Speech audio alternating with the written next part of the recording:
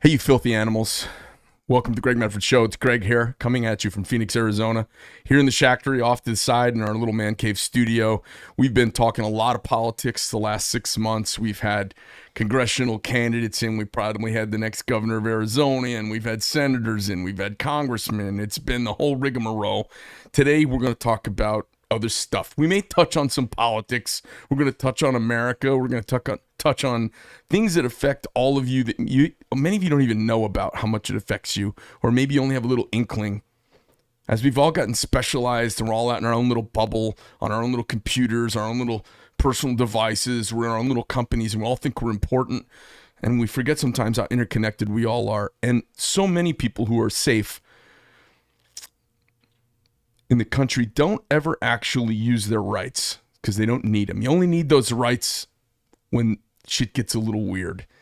So we get a unique perspective today. We've got a guest, Travis Haley from Haley Strategic Partners.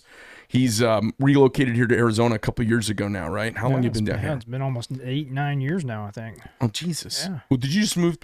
You're in a place in Scottsdale over by Westworld now, right? Yeah, we've been in that building for almost about 4 years now. Oh, my God. Yeah. Time just goes really fast. Super fast. So you were up in Colorado and then came down here, right? That's right. Okay. Yeah. And then you were doing the training. Well, all right. So everybody, welcome. Say hi to Travis Haley.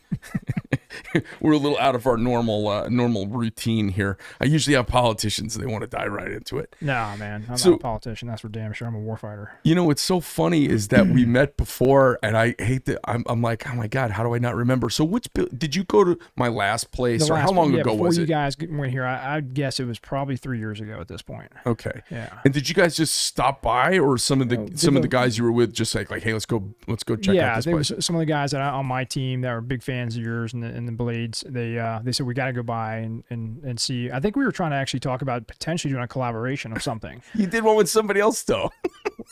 Well, no, we've done multiples. I've made my own knives. I've been in blades. I'm a survival, freak. I'm a field craft guy, so I'm always looking for great American companies that Cool. can do that work in that specific space and do a collaboration with great people. So yeah, we did it with the guys over at Tor because they're just like you guys, American. They're solid dudes. Are they in SoCal? Are they San Diego or something on there? Yeah, trying to get out. Trying to get out. The hazmat tax alone is ridiculous, apparently. Yeah. But no, we've worked with a lot of great people. Are they the guys blades. who I just forgive me for interrupting? Are they those guys that they talk a lot about how environmentally green their machining is and friendly and all that? Is that part of is that in their stuff? I don't. You know what? That's a good question, but I know they have to be because of where they're at. Crazy. When I hear that, I'm like, it's what a the nightmare hell? for them. So yeah, maybe I'm divulging too much. With No, it's okay. Where are they thinking of going? You know? I think they were talking about coming here. All right. Yeah. All right. Cool. Potentially. How big's their operation? Good size. Is it the same as mine? It's bigger? similar, very similar to yours. Oh Yeah. wow, Yeah. good for them. Yeah, very similar. So, and are they all former? Are they vets as well? Oh yeah, yeah. Oh, okay. Former Rangers, MARSOC guys. They're current operators that got out, and they're entrepreneurs. They're great guys. Hearts of steel, man, and you can tell just like when I watch and I walk through your factory and I can see everybody's attentiveness, their deliberateness. I watch for that. I watch for the human factors in the manufacturer. Sure. I don't look at machines. I've started in machine shops. I look at the people and the compassion that drives what they do because, it's like I always say, compassion's the number one attribute of a warrior, because the more you care about something, the more you're going to fight for it, right? Like our freedom. Or making this perfect piece of art, that you guys make, and then understanding the story behind it, I think is critically important as well. Like I see your blades and I go, wow, it's got an interesting modern, but yet Westernish feel. But it's a work of art, but I would carry it every single day, kind of, where it's not something I'm just going to put up on the wall or put it in the case. Where some people may make something very similar to yours, but don't put the passion into it. And so I can see that out there, man, on the floor. I commend you for that. That's awesome. And I think those are the kind of companies that we want to work with, and that's where we met with those guys. I'm like, yeah, you put the same touch of love into every product you have, because you want to kill somebody, you got to love them. You got to have compassion. It's something my dad taught me very early on when I went off to Somalia in 93, 94, tail end of that. He said, hey, do me a favor if you ever have to kill somebody. And I was like, yeah, Dad. I'm all of a sudden 30 dudes behind me in the payphone. I mean, you remember those days.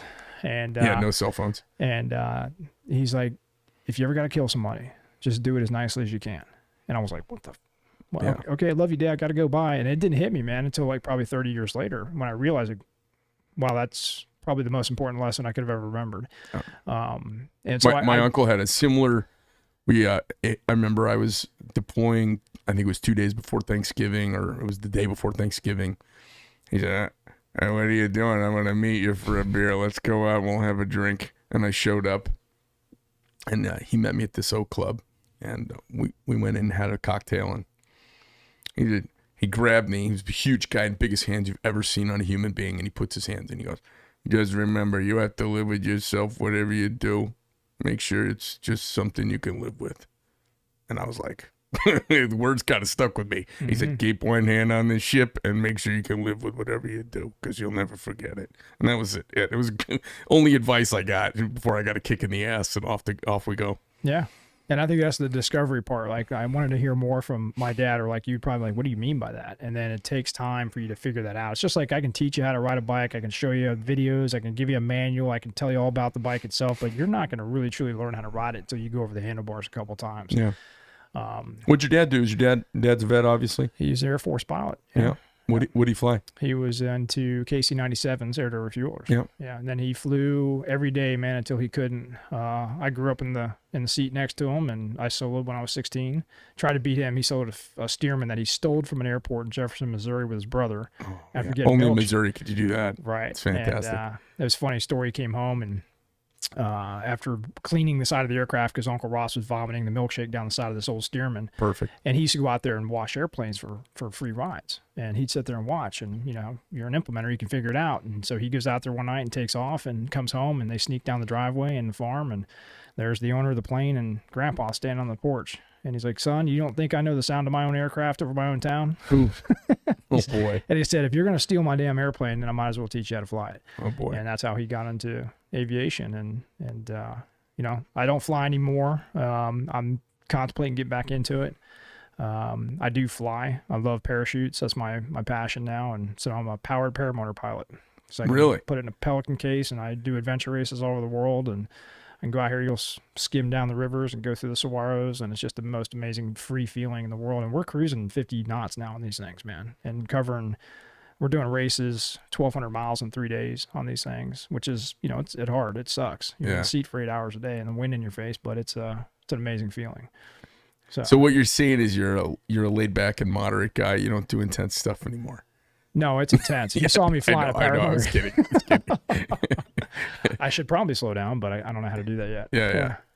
The last time, I flew, I did a surface level. The last time I actually flew, I did a surface level aerobatic proficiency exam in a Yak 50. Nice. And I came back, and it was coming up on summertime. It was hotter than shit.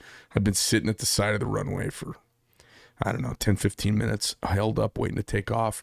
I flew over to Turf Soaring School, which is up on the way to Lake Pleasant. Yep. That's right. We fly up there a lot. I did my, the guy who used to own the field, he'd shut the field down for me to go up there and do my routine. I did my routine. And I remember you have to do this. You have to do I think it's a 3G inverted level turn at 50 feet off the ground. Okay. It's one of the requirements for getting your ACE evaluation. And I remember I did that, and I remember just cactuses going by my head, power lines on the northwest corner of the area headed over towards the dam. Yeah, big substation there. Yeah, and I just said, I said, man, I'm not saving anybody. This is too goddamn risky. If I have a bad day, I'm deader than shit. I came back and landed, and I haven't flown since. Really? Mm-hmm. The margin of error at 50 feet running that fast is just very slim. Yeah. That's like I got into base jumping for a little while, and I was like, you know what? I'd rather have, you know, it's like I look at parachutes on my back. I got 50% of a main parachute and 50% of my reserve. And I want to be damn sure before I cut that 50% of my life away before I go to the other 50%. When you're base jumping, you don't have anything. You got what you got. And how many times did you base jump before? I did 6 jumps until I was like, you know what? I'm done. You know, I'm not doing this anymore. Well, you did it. Yeah. Well, I'm a big wingsuit guy. I work for 5,000 skydives. You know, I'm speed flying, paragliding, powered paramotoring.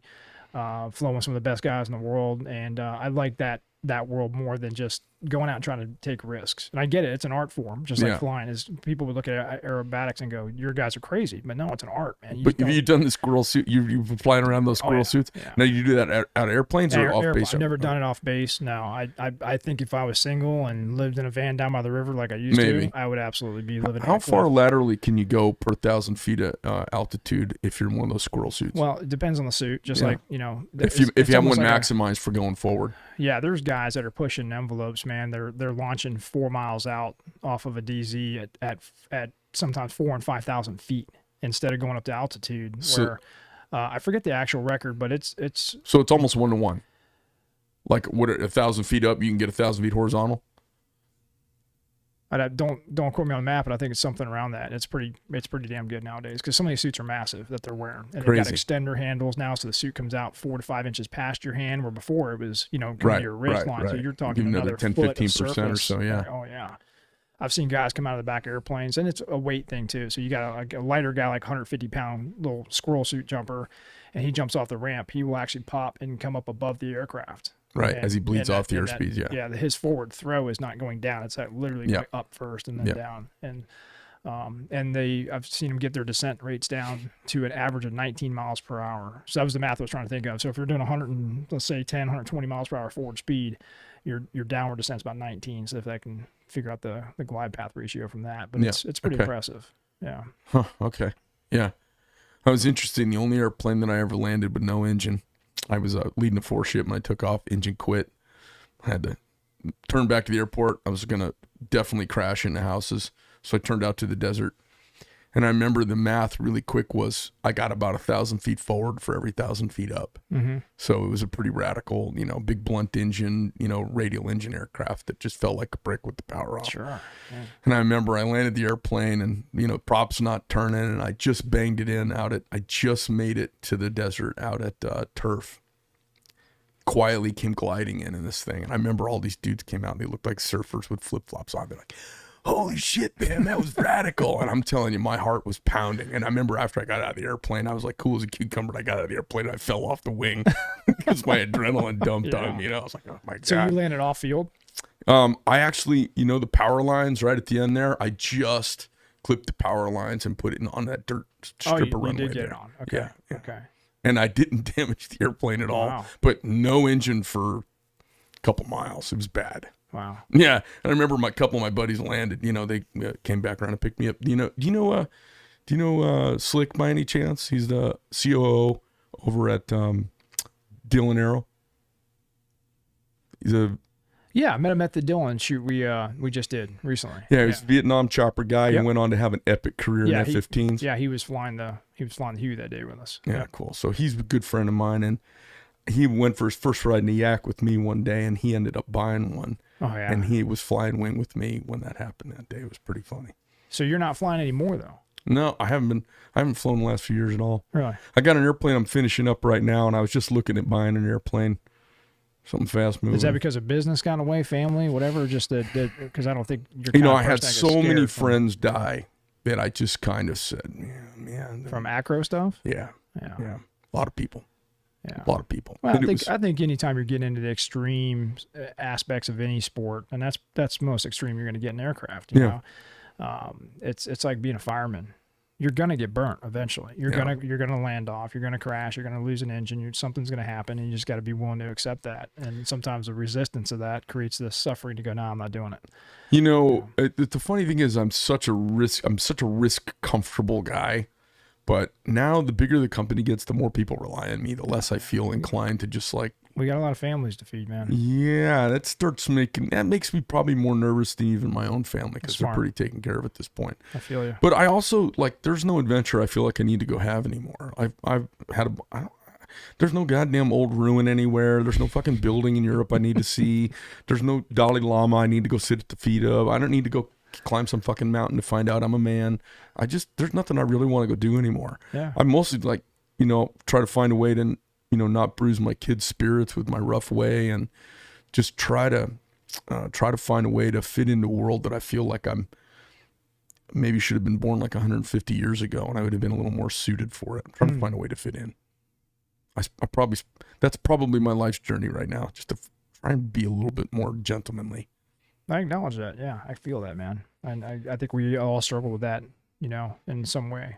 Yeah, because I don't suffer fools kindly, and I don't have a lot of patience for people that are wasting my time or doing dumb stuff. But I got to remember that 98% of the world is wasting time and doing dumb stuff. So it means I'm just annoyed all the time. Yeah. So I'm just trying to find a way I'm trying to like walk my own journey of kind of grace, I suppose. Yeah. Yeah. I heard a quote. It was kind of stuck with me because I'm constantly kinetic and nonstop hyperdynamic, and like this injury right now is killing me. It bothers me so bad. What'd you do? Pull my damn calf muscle. How'd you do that? I was I wish I had a cooler story, but I was dumpster diving.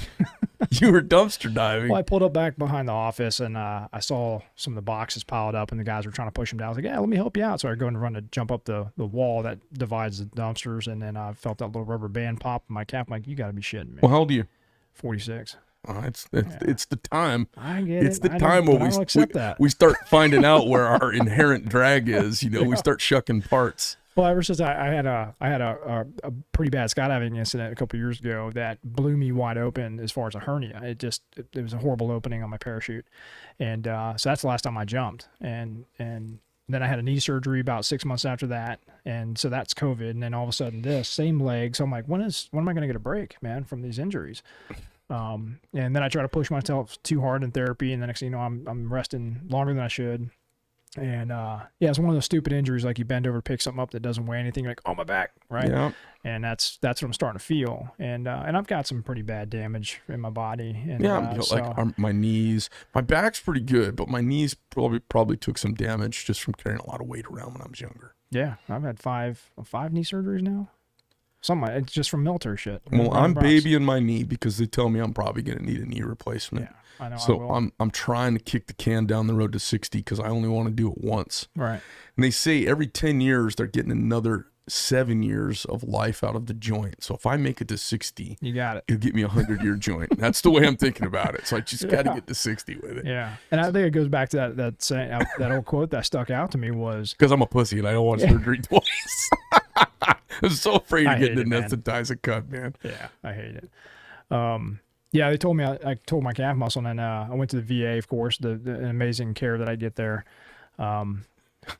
They rejected me and said, no, you're not getting imagery. And I was like, I need an ultrasound, man, like right now. And I said, I'm black and blue from my knee down to my foot. I've got cyanosis in my toes. I got a low pedal pulse, man. I'm not screwing with you. I think I've got some compartmentalization going on or some blood clots.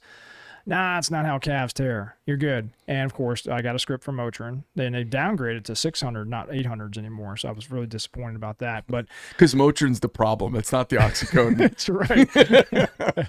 So I go home in excruciating pain. 2 days later, I check into another ER down here, and they bring me in 10 minutes. They do an ultrasound. They're like, "Yeah, you're lucky, man. You got massive blood clots, multiple blood clots, and we're putting you on." So I was admitted for 7 days on top of that. So now there's an investigation in the VA, and who knows how that'll go. The VA is well-intentioned, but I always tell my friends, like most of my friends who go there with something serious get dead. So I just like, don't go there. Well, go to the Mayo. I said, hey, I need an ultrasound. They're like, ha ha. They laugh, and I'm like, why are you laughing? They're like, dude, you could have a heart attack, and we can't even do an MRI on you right now. I'm like, you're an ER. What the hell are you talking about?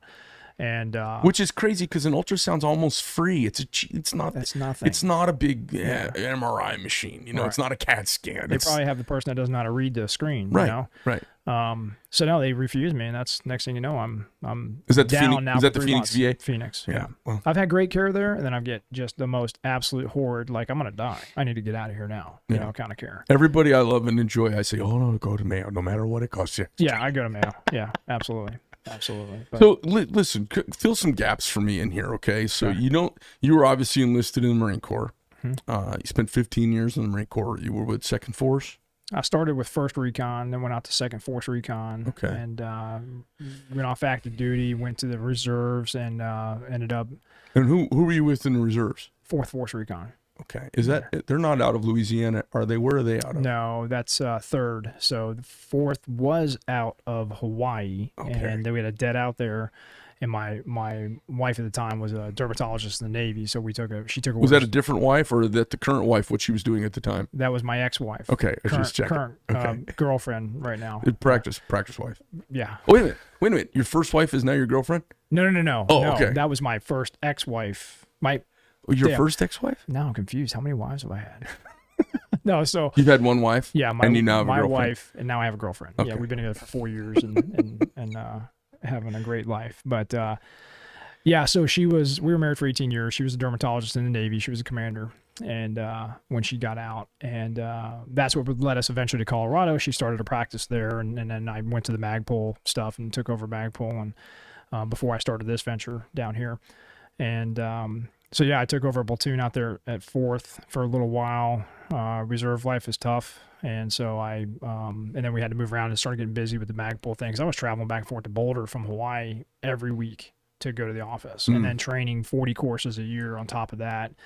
So to build a little back end for anybody who's watching this, so you got hired into Magpul by the leadership there, and you spearheaded a training division of Magpul. Is that right? That's right. Yeah, Okay. They asked me. Rich came out to Hawaii and said, "Hey, we love what you're doing on the training side. You're starting to make a name for yourself." And then, he was a reconnaissance Marine as well. And so at that point, he said, "Hey, I want to get into training, and I know you're wanting to get into product development," because I had a little machine shop in Hawaii, and I was starting to make some of the little parts like the bad levers and the lace-up plates and stuff that people are familiar with in the Magpul product line.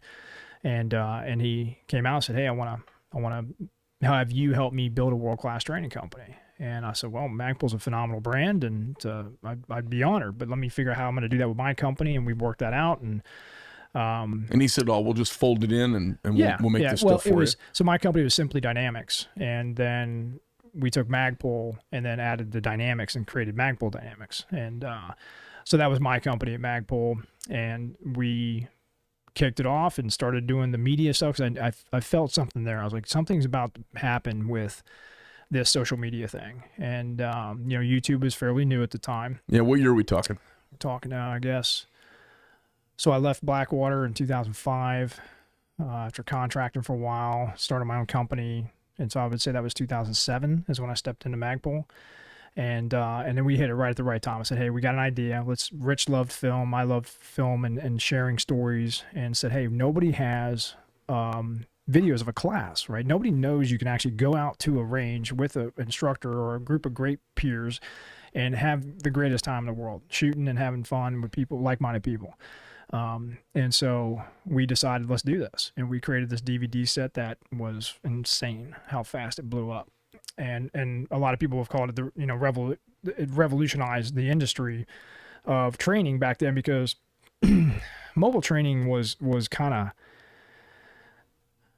it was even hardly present, right? You had some great people back then that were teaching, but they weren't global. It wasn't household names. Right, because everyone was still doing it as a cottage industry, out of their range or out of their place. They hadn't found a way to scale it outside of their personal touch. Yeah, and so we decided, if we're going to get into this training, which we're going to keep doing that and keep sending the trains out to every town and help people, but we need to tell people about it. We need to tell that story and let people know, everyday people, moms, dads, husbands, wives, cops, military guys, you name it, or the responsible armed community, you can do this. And so we decided, let's educate, let's motivate, let's empower, and let's inspire people to get off the couch and go, yeah, you can actually come out here and be one of these people. So we had different characters, and so you could associate with, the woman in the class, the cop in the class, the military guy, responsible armed citizen, the hobbyist, the competitive shooter, and it just blew up from there. And it was an experiment, it was an expensive experiment, but it worked. And so we then ended up doing, I think, 5 other labels at that point, or volumes,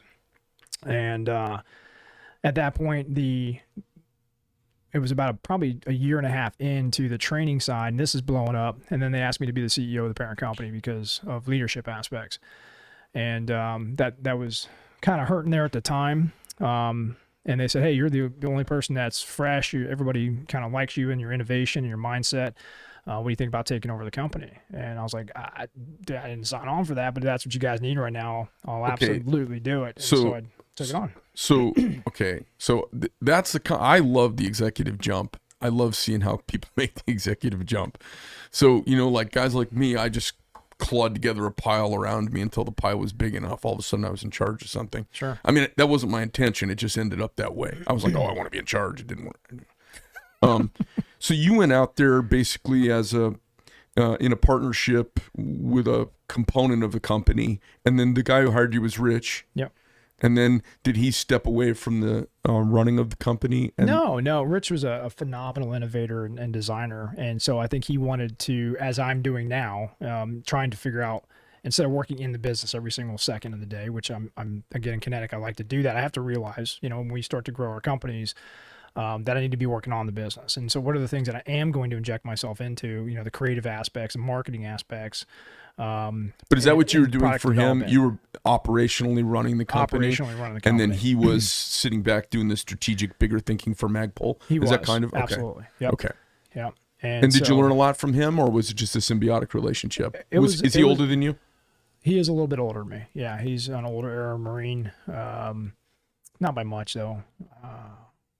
I think he was in during... I mean, is he 50? He's a golf guy. I think he was. Oh, so he's probably my age, 52, 53? Yeah, I think he's about that age. Okay. Yeah. So he was a couple years ahead of you in his professional growth. Oh yeah, he was. Okay. Magpul started in 1999 when he got out of the Marines. I believe that's when he started making the Magpul, Magpuls, the actual original product, and selling them out the back of his truck at gun shows and everything else. And then next thing you know, boom, it's blowing up, and then he's making stocks and grips. Did he sell the company, or does he still own it? He sold it. Yeah. Okay. And I left at that point because I wasn't wanting to be involved in that issue. Are you guys still buds? We don't talk. No. Okay. No.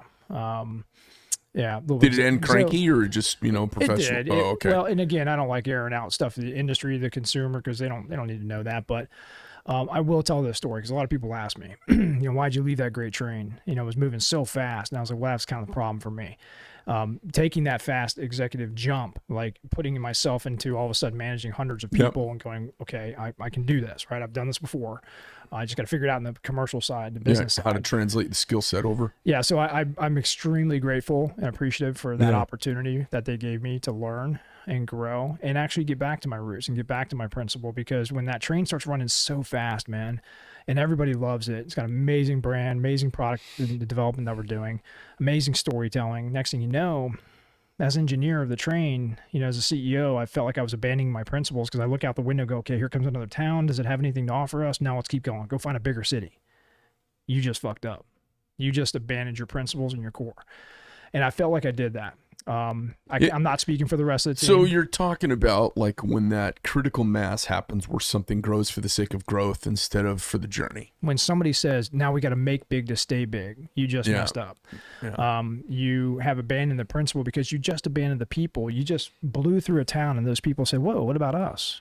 We're not important anymore. Right. And I didn't like that feeling. I can't speak for the rest of the executive staff and the owners, but I was like, guys, we need to slow this train down. We've done so great for the last few years. And I think now we're letting our egos get to us a little bit. And of course that was where I was told, well, no, we got to stay big, make big, keep going.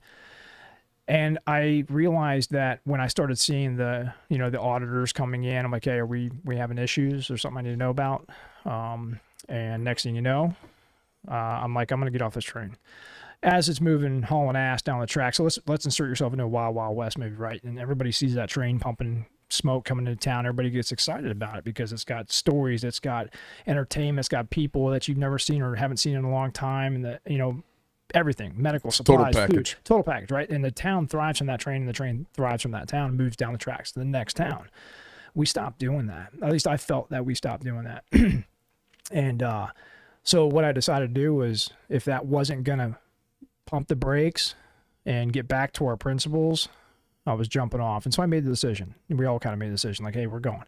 So I jumped, and I guess if I'm still in this movie scene, I beat the shit out of myself rolling down this hill, and I get up, look at the train. It sells, right? Which Rich told me he would never sell, ever, right? Because that went against his original manifesto, which I was very proud of.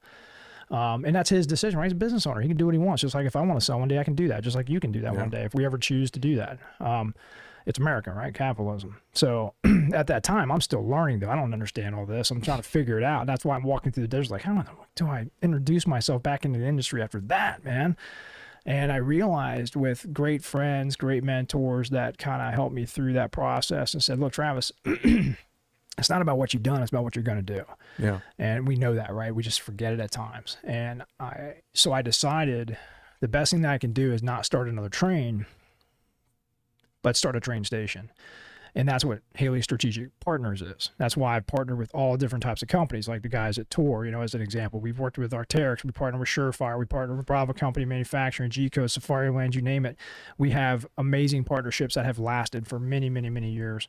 And our entire job, when people say, what does Haley Strategic do?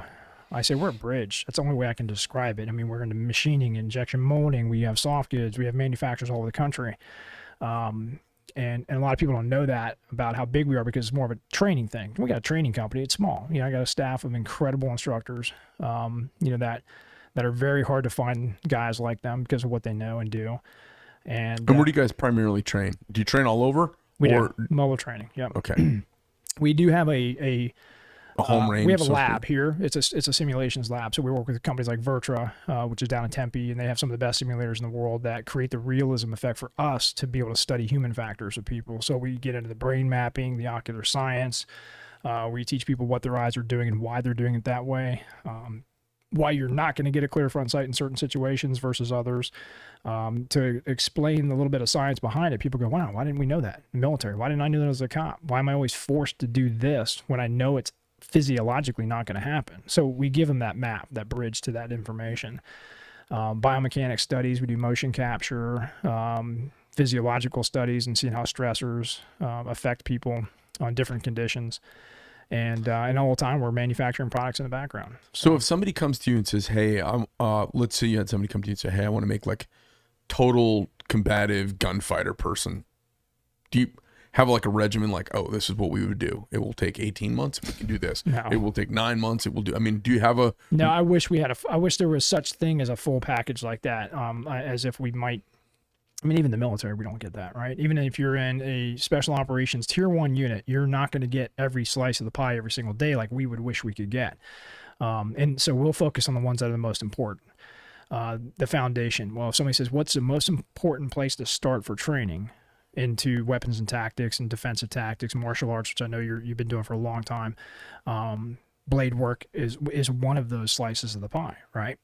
But the most important for me is health and wellness, number one, not just because I'm jacked up, but because I realize the consequences of bad decisions, of not training the right way, of not working out the right way, of not eating healthy. Being on the road constantly is tough for us.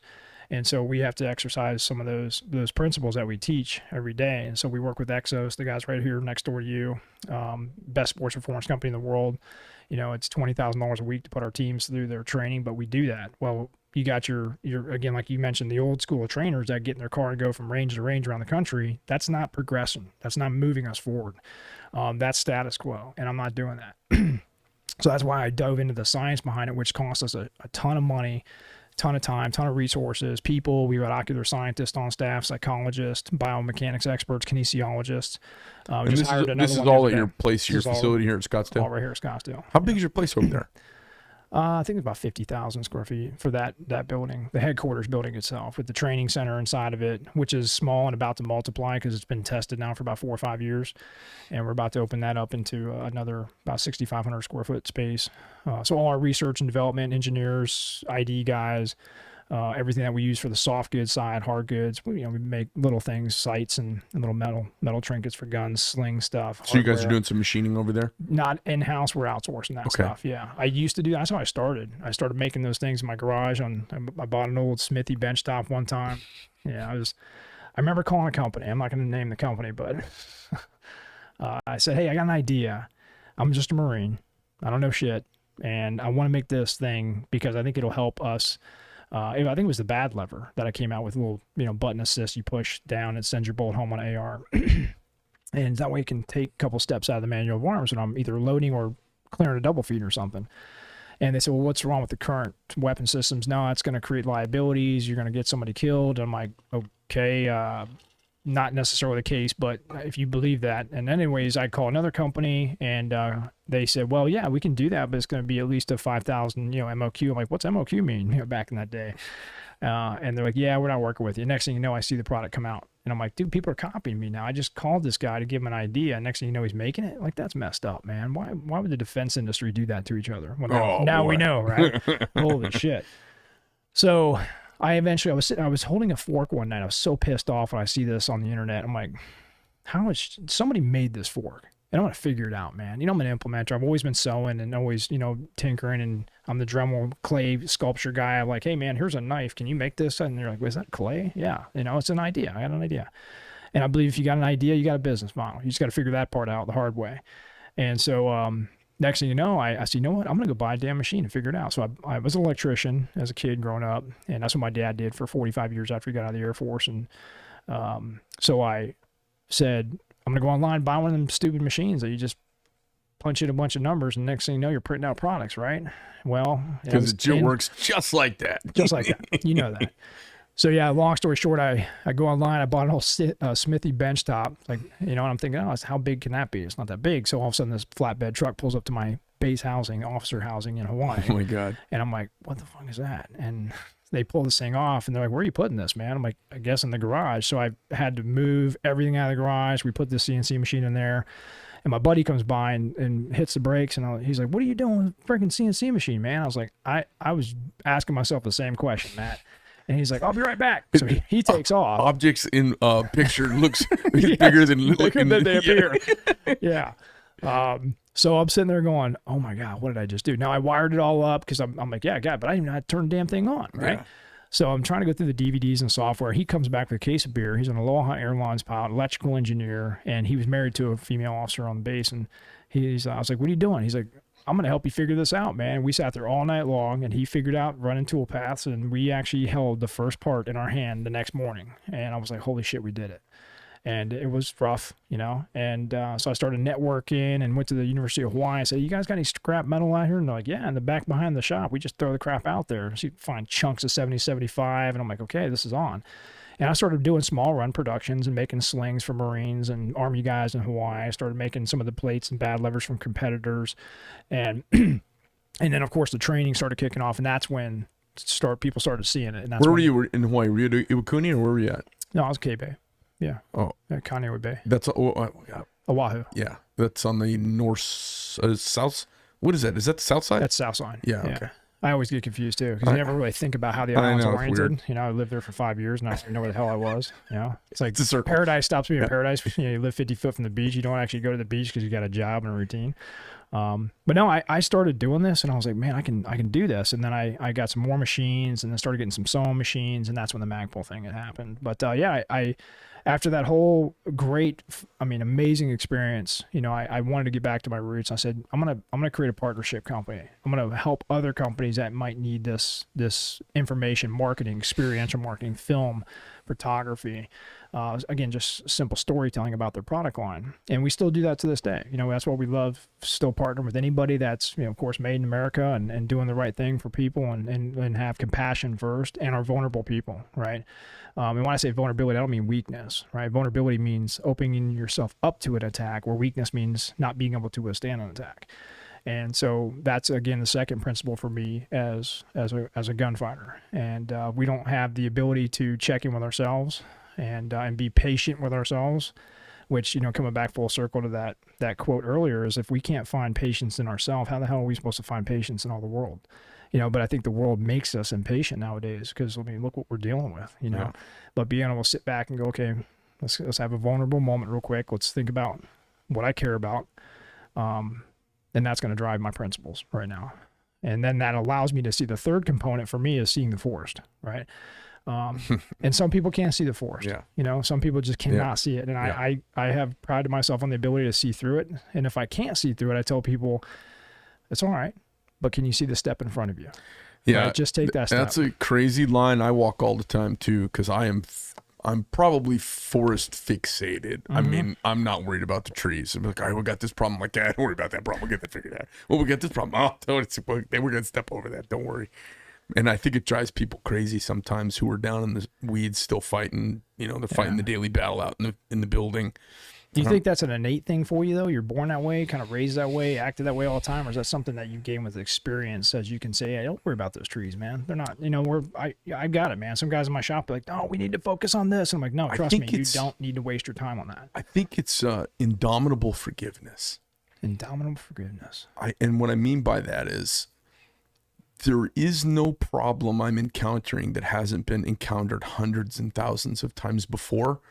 And I'm reasonably sharper than the average cat. We'll figure it out. Yeah. So I never sweat that shit. Well, one man can do, another can do, right? Yep. Yeah. And then I guess I have this indomitable spirit. I think about my grandfather when he came over from Greece, and he was a young boy and by himself.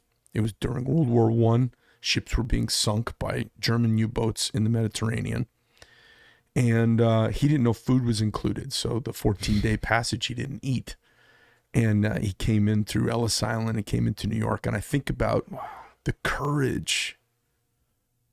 That's a different world back then, man. Of a 14-year-old doing that on their own. Yeah.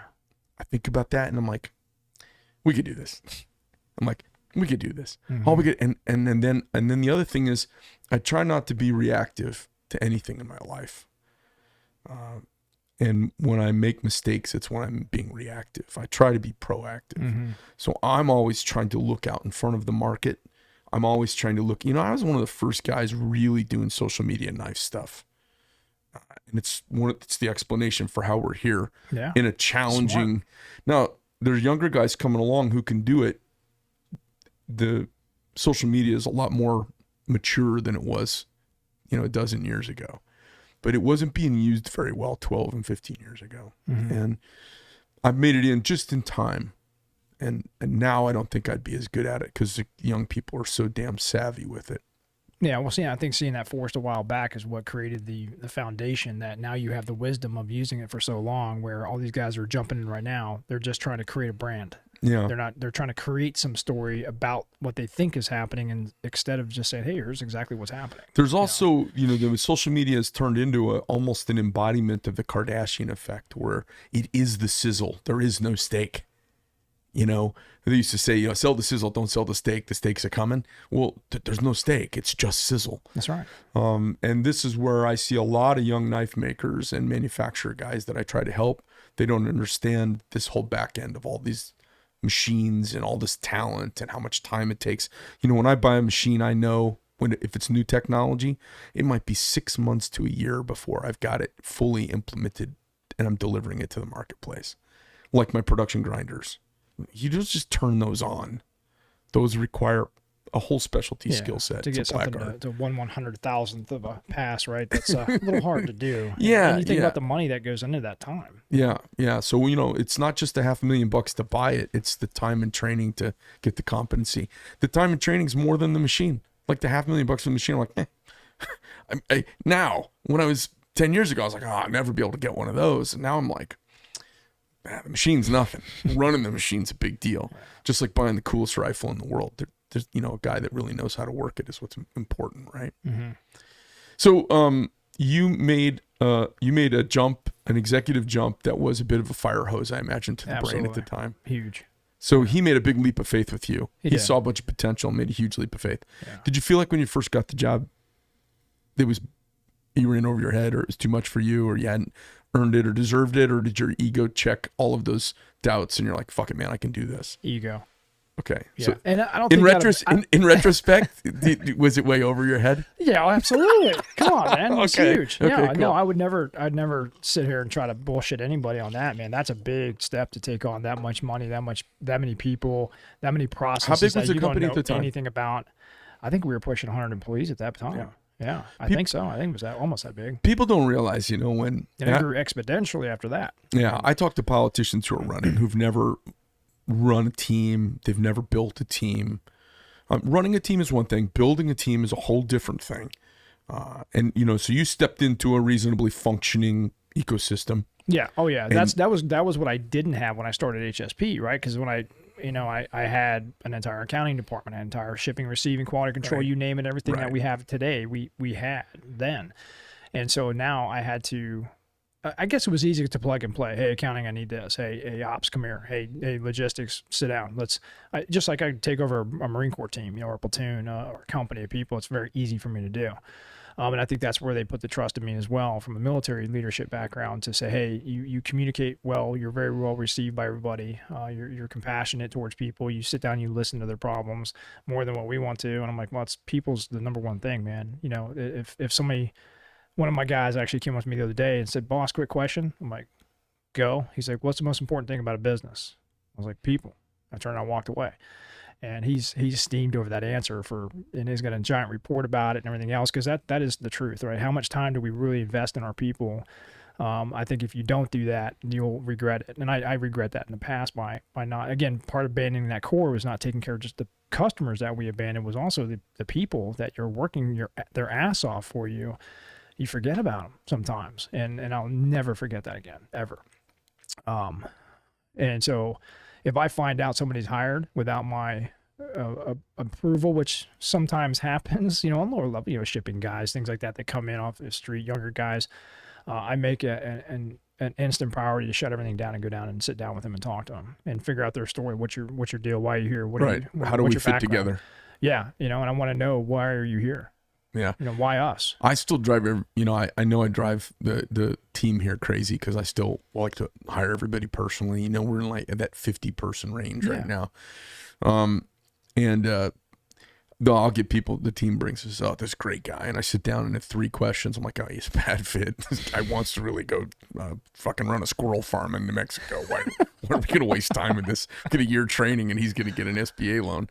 So I like the personal touch, being connected to everybody. And then you get to that size where you transition where you can't be, because the natural churn is so big that you have to be doing this. Your time eventually becomes very valuable to these things.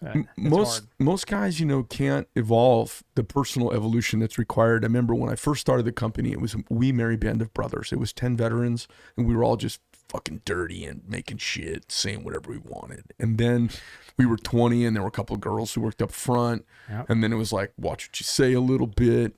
And then, and so now it's, and they cuss more than we do. And the funny thing is most people are, when they're a good team member, when you're at 10 people, at 25, they're not a good team member. A lot of times I've experienced. They like that size. It fits their emotions. Very disruptive when you grow. Yeah. And so when you're at 20, the employee who likes that size, when you get to 50, most of the time doesn't like 50. And almost nobody who works for a less than 50 company, when you're 100, wants to be there, because it's too impersonal. So there's this challenge for me to try and not lose my team as we grow, because I'm obsessed with how to grow the right way that's sustainable. And part of that is bringing the whole team along to like the growth, because there's a tendency to go, well, why do I just am working my ass off over here? I don't care if the company's 4 times bigger. That's just a pain in the ass. Right. I got 3 people coming and you ask me questions now. So I got to find a way to bring elevate their perspective on the size of the company as we grow, and not lose the whole bunch. Yeah. How big's the team that you're kind of holding together over, like, on site where you're at? On site, because you've mentioned a lot of people. Yeah, about 50. We're about 50 right now. Okay. at the headquarters, and then of course our manufacturers that we have. We've got more than that in some of those shops around the country. So. And tell me the primary thing. I'm sure there's some folks who are going to watch this who know way more about you than I do, because I'm frankly too busy to watch anything anymore. I don't know how much time you spend watching stuff online. I don't have a lot of time either. Yeah. So to give us an idea of, you've got obviously your training company, and then you have a bunch of, I don't want to say satellite enterprises, but you have a bunch of enterprises that spin off of that. They're all like merchandise products or technical products that spin off from your core company. That's right. Yeah. I started in training because I always believe that's a great core for us to have, because as we're out there training, we're finding requirements. We're working with military guys, or responsible armed citizens, and it's kinetic, and there's a lot of information. Yeah, so both directions. We keep our we call it our black side division, our product development division, very busy with just the ideas the training team comes in with. let alone military. How many guys class. are on the training team, if you don't mind me asking? About 9. Okay. Yeah, and it's hard because when I start talking, hey, you got to kind of have a background in kinesiology or understand it to be able to articulate the basic. Because they're not going to bore somebody with a biomechanics discussion or neuroscience discussion. I don't want to do that. I want to make it fun. I want to, hey, this is how your brain's going to react. This is how your eyes are going to react. Here's why. And to have a team of guys that can not only just teach stance, grip, and sudden line of sight picture and all those things, but can you also teach them the anatomy of why you're teaching that grip? And it's a whole different level. Give me a justification. Don't just say, hey, do this with your hands. Like, hey, fill the void, well, that's not how the human hands work, right? That's not mechanically how I would, if you told me to crush this bottle, I would not grab it like this. I'd grab it like this, like a baseball bat, like a golf club, like a wringing out a towel. So for 100 years, we've been holding a handgun backwards until we have a kinesiologist or a biomechanics expert come in and sports guys and say, yeah, why are you guys doing that? Because if you gave a guy that over here at Exos, like these professional athletes, and said, hey, here's a gun, it recoils. You've never shot one though, right? Nope. I'm scared to hell of them. Okay, well, you're an athlete, so don't be scared for a second. And I want you to grip this gun to where you think it wouldn't move when you shot it. They would do that, right? So it's like, okay, good confirmation. Now we bring in the mechanics experts. We look at the principles of biomechanics, and we take on all that.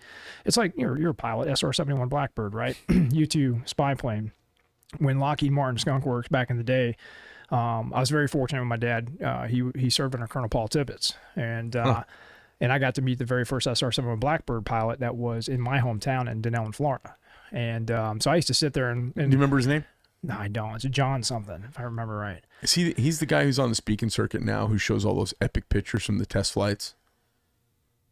You know what? I don't know. I have to check. Yeah, he's pretty long in the tooth. I think I saw him. Guy, I don't know if he's still around. I think I saw him 15 years ago. Because he was also the photographer under Colonel Paul Tibbets. Oh yeah, out of the B-17 that did the photography of the Enola Gay dropping the bomb on Hiroshima. Pretty sure that we hired the guy to be a speaker maybe 15 years ago at an aviation event. That'd be cool if I could ever meet him again. And if anybody remember me. But I used to sit there. He had his helmet on the it was like a room like this with all this SR-71 Black, and I was just infatuated. What a fucking epic airplane too. Incredible, right? And so he, we'd tell all the stories, and he'd say, my dad Mark, he'd say, so Mark, what do you think? This aircraft, are talking about it, and my dad goes, what was the first thing you ever thought when you saw that thing? When they opened the hangar doors and they said, this is what you're going to fly, this is what you've been selected to do. He goes, that was kind of a funny story. He said, I hit my buddy and I said, I told you fucking aliens were real. And he was like, and the engineer's like, no, guys, this is not it's not a spaceship. This is an American-made aircraft, and it's an aircraft. That's not a fucking aircraft, right? So you look at this thing back then. If you look at it compared to everything else, it was a goddamn spaceship. And nowadays, you're like, yeah, whatever. F-35, who gives a shit, right? Right. Jesus could come out of the sky and you'd be like, yeah, it's CGI. So it was an awesome experience to hear that, and they started getting into some of the conversations about the complexities of the aircraft, and that was the interesting thing. The pilot's freaking out now. They're like, no, guys, look, it's just an airplane. Sit inside of it. Oh, yeah, it's just like my F4 or A4 Skyhawk or something else I got out of, and it just goes 3 times as high and 3 times as fast. Wait, what? And it's super warm. You can bake a cake in your lap. So the cool thing about it, and I share with my students, is a lot of people, and I know you probably remember hearing this even back in the Marine Corps, was KISS method, keep it simple, stupid. Well, first off, it isn't simple, and you aren't stupid, so don't tell me that. And I have had to change that and shift that mentality, because that's not design. Like if you had a customer come in and say, hey, I want a knife. Oh, do you want to know how we make them? No. Well, I'm going to show you anyways. You just created a complexity for that customer. He's probably not going to buy it now. Right. But somebody might say, yeah, I'd love to see it. And they're going to nerd out for 2 hours on the machines and stuff, that like me, where you have to understand the customer you're talking to, the student you're talking to, the pilot in that case. And they say, hey, look, we're not going to teach you all the complexities of this or 71. You'll lose your mind if you find out how we did this. But we want you to fly the plane, right? Fly the plane. Take a deep breath, wind the clock back, fly the plane, especially if something happens. If it pulls into a foreign airbase and mechanics come out and go, what the fuck is that? Don't worry, guys. All your tools still work on it. KISS method. So it's like, well, oh, really? That's awesome. So if you take a look at something like the iPhone, right? A revolutionary device. There's nothing simple about this thing except the interface, right? So the pilot can jump right on it. And you can give this to a kid in 30 seconds or later. They're figuring it out faster than we can. So that's KISS method in design and development of a product. So when people hear, oh, the science behind shooting, they go, oh, SR-71. No. We take care of all the complexities, and we share with you how to simply just fly it faster, easier, and where you get a basic understanding of those, what most people would consider complex principles.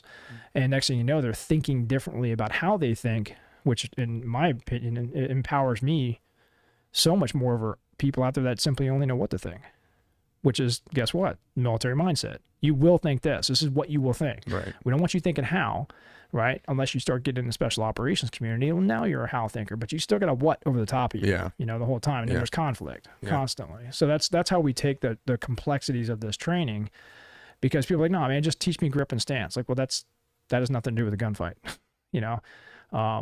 So we'll break into those complexities and share it with them. And then all of a sudden you start seeing light bulbs going off.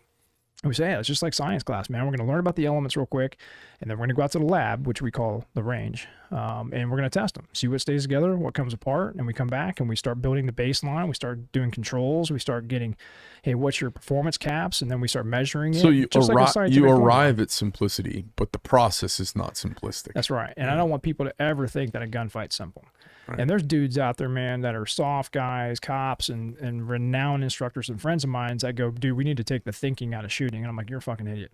You're an idiot for saying that, because you are trying to simplify something that will be probably the worst and most high-performance situation of anybody's life if they get into it. So why would we simplify that? Why would you say, hey, it's good to have a CCW and that's all you need? You're good. You're an American. Second Amendment. You can defend yourself. That's, first off, we know that's not what the Second Amendment's for. But we're simplifying it too much. That's like me trying to say, hey, flying an airplane's easy, man. It's not easy, even though it eventually will simplify itself when you... I feel like when guys do that, I feel like they're not getting what you're talking about. So that's the way they push it off the table. And a lot of times guys are actually doing a lot of that stuff. They've arrived there through years of just hard luck or training, or just because they've got a natural thing.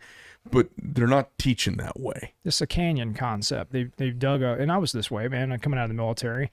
Phil Strader, who's a RD at Sig Sauer now, Grandmaster shooter, ran Strader Inc. down in D.C. for a while when I was working out in D.C. And he says, come down and do this competition shooting, man. I'm like, I'm not doing that shit where you guys run through mazes and shoot paper targets, because I'm a warfighter. I don't do that. And he's like, dude, just come out and do it. And I was like, all right, fine, bro. I'll come out, put my war belt on, have my 1911. And I run through a course of fires, 53 people on the competition. I was third from the bottom. And I'm like, whoa, I'm the top shooter in my unit, man, at the time. And I was deflated instantly. I was defeated. And I'm like, why did a 12-year-old kid with a 38 Super open gun smoke my ass? And so I was like, instead of me going, I'm going to get out of here. You leaned in. I leaned in and said, I want to know more, because what I thought I understand. I thought I was the world of shooting, and all you're telling me there's a whole other world that I can explore. Yes. And so that's what we try to share. That's what the videos and stuff help with, and the media. So did you get into that? Oh, I grandmastered up really quick. Yeah. I was a silent competitor for a long time. I run a lot of state championships. And first time you see guys run, and if you haven't been around that, it's eye-opening. If you think you've been, like if you take your dad, you've been plinking and shooting together your whole life, you take him to like the, I don't know, it used to be the Wednesday night Rio Salado shootout there. There was a 3-gun shootout there, and there'd be like Matt Burkett. Robbie Latham. Would be there, and there was some South African dude. I remember the first time I went up in there and shot, I was looking around and I was like, oh my God, what the fuck are these guys? Yeah, I'll just stand off the side and watch. I mean, there's talented pool on a Wednesday night here in Phoenix. Well, I think that's what happens with these guys. They hit that world and they go, I'm not ego. I'm out the door. But I think if guys can let that ego down and explore that world, and I have this thing, like the law of everything for me. I want to know as much about everything as humanly possible. I want to know how to fly a parachute, an airplane, a helicopter. I'm still working on the helicopter thing. Even I got a little stick time, but I want to know as much as I possibly can. Not necessarily because I want to be a master machinist or an ID guy or a technical sewer. I'm good at all those things of not necessarily doing them. I used to be able to sew my ass off, but now I can't, right? Because if I get in that sew shop, it's like you going back there and trying to sit on a machine all day. You know what's going to happen, man. Okay. You're going to waste your time. Well, I'll flip the company over. I'll piss off 10 people, and in the meantime, I'm not doing what I'm supposed to do up in the front. That's right. So I think they hit that wall and they just don't want to go anymore. But no, seek as much information as humanly possible, because now if I have to go out there and communicate, because, sometimes employees are like, oh, boss just sits in his office and does podcasts all day. Yeah, but you could go out there right now and show them a thing or two, right? So, but you don't have to do that. All you got to do is understand the language, right? I don't know half the machines that my sewers use anymore because the tech's so freaking advanced beyond me, but I can speak the language. I can tell them and give them the vision. And that's why I want to know as much about everything as humanly possible. And I feel bad for guys that are full of themselves. And what I mean by that is, like, when you eat food, you get full, right? In theory, we're supposed to get full. People out there, what is it, 1.8 billion people are obese in the country or in the world. So that's you're supposed to get full. But when you take in information or knowledge or experience, you should feel emptier. And the reason why I say that is because the more you start to take in about the world, the more all of a sudden you realize how much you don't know shit about. Right. And to me, that's a liberating feeling, man. Why would you not want that? Every day I want to wake up feeding for something. I want to read a book, go explore something, look into a new art form. Like I'm doing tribal medicine now, like down with the Indian reservations, doing sweat lodges and learning how these people hung themselves from trees for 4 days for a rite of passage, and like with hooks in their chest and had to rip themselves out. Sun dancers. I'm like, what the fuck? I thought I was a warrior, man. And so being on that journey, I'm learning, I'm experiencing. Not to say that I'm gonna go hang my ass from a tree for 3 days to do a rite of passage, but especially right now, trying to understand what's wrong with the current day warrior. We're not warriors. We think we are. Just because you went in combat, you think you're a badass. Go talk to some of these people that are living right amongst us right now, that have seen things that you could never even possibly fathom. And to have that enlightenment makes you think differently how you think. And so that allows me to be liberated for the next day I wake up to go, I want more. I need more. I need more of it. And I always want to have that feeling. And I think the people that say, nope, I'm not doing that. Now, competition's for pussies, or airsoft is for kids and it's for idiots. And it's like, dude, that might be 30% of your market. Stuff to be learned. Yeah. There's a lot of stuff to be learned. And whether you're going to do it or not, why don't you just lean into it like you just said, and have a little bit better understanding, because one day you're going to be confronted and somebody's going to ask you about it and you're going to sound like an asshole or stubborn. And I don't want to be that way. So I don't want to be full of myself. I want to be open. I want to be enlightened every single day. I walk around, and I'm sure you encounter this kind of duality of our existence. I'm in charge. I really, it's my name on the front of the building. It's my name on the warranty. It's my name when it goes wrong. It's my name when it goes right. If it burns down, nobody else has to worry about it. Yeah. It's me up at 3:00 in the morning when the alarm goes off and I end up down here with the cops, Yep. But it's easy for people looking in a cursory fashion to see arrogance or whatever. And what there is there's competence, responsibility, and actually, I don't think people see it. There's no way to do this without being really humble, because it'll crush you if you're arrogant. I see guys with companies who are arrogant and they get crushed over time. I got a lot of young kids coming in, trainers to go, hey, Haley, how are you still doing this after 27 years now, 18 years now of training and teaching in the industry. I say that, don't always stay humble, man. It'll eat you alive. Yeah. You get in the limelight a little bit, you get on camera, you're on a TV show, and next thing you know, you lose your damn mind. Don't ever do that, man. Yeah, you start thinking you're somebody. Yeah. And it doesn't work. Trust me from experience. So, that is something I always strive for every day. And, and try to help pass that down through, it's like, how do you get people to level up like that? We were talking about earlier, like management. How does my management team inspire and empower their people to go, hey, look, we're growing every single day. And so you have to have a growth mindset with us, and maybe here's some new incentives that are going to happen if you can grow. And if you can't grow, we don't have room for people without a growth mindset here. So you got to stay adaptive, keep growing. And then how do you, keyword, I think, take on ownership of something, right? You know how it is. Nobody's ever going to treat your money like it's yours, like the old saying, it's yours, But if you can give them some individual ownership and make them, it's like the braving concept. I don't know if you've ever heard of that, but braving is an acronym that we use at the company. You'll see it on all the sewers, machines. You'll see it on all the tooling and stuff.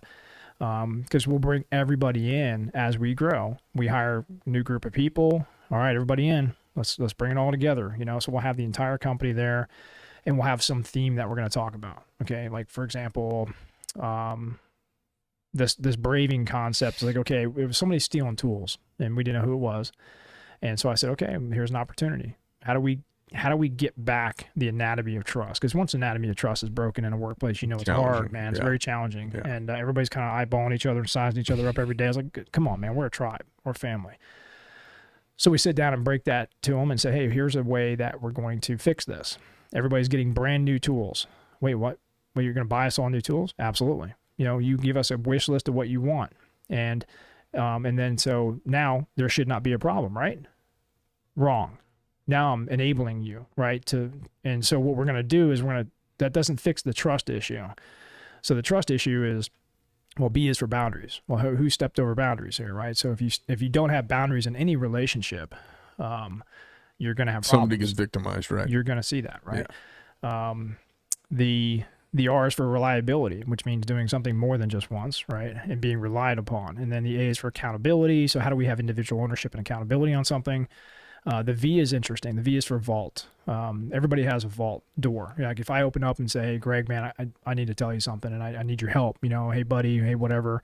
I had a bad night's sleep. Hey, PTSD, whatever it could be, from work stuff to life stuff and everything in between. If I share that with you, the problem with humans is that we also have a back door, and you'll open that shit up. And then you'll say, hey, did you hear what Travis was dealing with? Next thing you know, you broke the vault, man. You can't do that. So especially with R&D stuff, black side, hey, we got a lot of projects that we work on that you can't talk about. So there's a vault aspect, not just personally, but professionally as well. The I is for integrity. It doesn't necessarily mean doing the right thing when nobody's looking. It's obvious, man. If I have to worry about something or somebody in the workplace that might not be doing the right thing when we're not looking, well, we have a problem automatically. So I don't like to talk about that definition of it, just like we used to do in the military every single day. I like to also think of it as, don't take fast, fun, or easy. If you take fast, fun, or easy, you're going to have an integrity breakdown.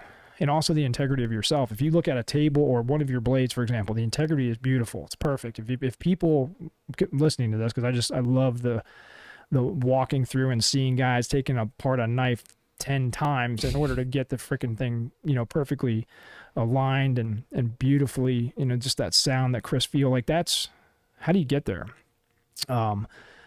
It's that they're taking in the integrity of the blade itself, which means whole, complete, or perfect. So as a human being, are we ever whole, complete, or perfect?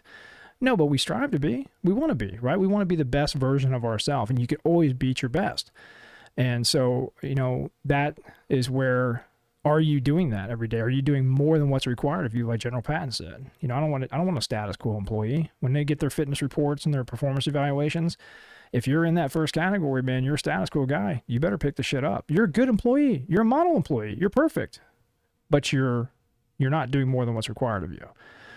So we try to instill and build that culture up. That way people continually have to look up and take that ownership. So you're building aspirational That's right. behavior, yeah. Yeah, I believe it works. And it's a big part of the culture. And it's for non-judgment. So we can sit down and between two employees fighting over something, like, who's judging who here? Wait a minute, tell me the whole word again. Braving. Okay. So, yeah. Boundaries, reliability, accountability, vault, integrity, non-judgment, and then generosity, which is a big one. That's hard for me. And I think we share that same kind of, like you said, something like try not to bruise our children, because, my kid's late. Where is he? What's he doing? Or how old are you kids? I got 24, about to be 17 next week. Oh, man. In 2 days. Thanks for asking. And then I've got 14 about to be 15. So all 15, boys? 17, 24. Three boys? All boys, yep. So, man, I'm going through it. My boy, he's not good with left and right. I mean, he's 13. He's not good with left and right. He's not good. I think he's got a little. Spatially? He's got a little dyslexia thing floating around, and they wanted to put him in that box when he was 6, getting ready to go into school. And I was like, nope, he'll do regular school. Thanks very much. We'll figure this out. That's good. So he gets no cover. Like he doesn't, he hasn't had a mom or someone around saying, hey, you've got ADD, it's okay. Or you've got dyslexia, it's okay. Yeah. Or you're screwed up, it's okay. And because I'm like, life doesn't really care. After you're out on your own, the world doesn't care if you see stuff backwards. You got to figure out a way to get to the world. You do. But I bite a little too hard. I'm a little too mean sometimes, man. And I'll tell you, I've been struggling with it because I'm trying to, I want a lion to go out into the world. I don't want a sheep to go out in the world. And tell him it's a power up. I've pushed my wife away, being being hard. I've pushed my boy and I are really close, but it's easy to push people away being hard. Sure. I've been trying to find my soft a little bit more. Sure. Well, did you struggle with that at all with your boys? Oh man, I do. My 24-year-old had a rough life with his mom. And that was a first recon, kind of quick, hey, let's go to Vegas and get married and get BAH. And next thing you know, like, wait, we're pregnant? What? Yeah. And of course, as Travis Jr. is, my oldest boy, amazing, talented kid, working on being a pro fisherman right now. And it was tough because I was deployed most of the time. I came home when he was 8, walked in, said, hey, buddy. And mom's in the kitchen. She's like, hey, you're back already, right? And he looks at me, looks at mom, looks back at me, looks at mom and goes, Mom, who's that? And I was like, fuck. And I collapsed, man. It crushed me. Because I just was nonstop, go, be the lion, be protector, be the king, get out there, do it, man, help society.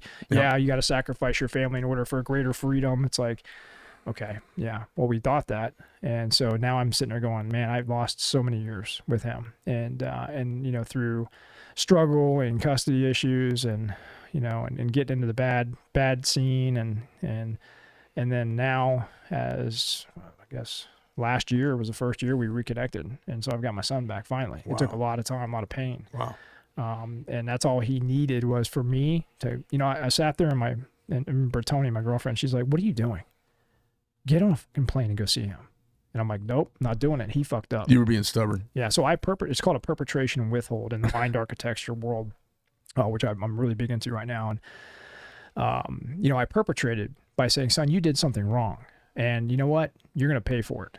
And then I withhold that and I don't tell him anything else. I don't console him. I don't go to him and say, hey, how you doing? And I got to play the big bad dad. So you were lacking grace. Lacking extraordinary amount of grace. I did not have that. And one day, she goes, get on a plane and go see him right now. Good for her. Or I'm out. And I'm like, you seriously think that's going to work? And you're keeping her, right? You think he's just going to open the door and give me a hug and it's all going to be good? She goes, I think you'd be surprised. Yeah.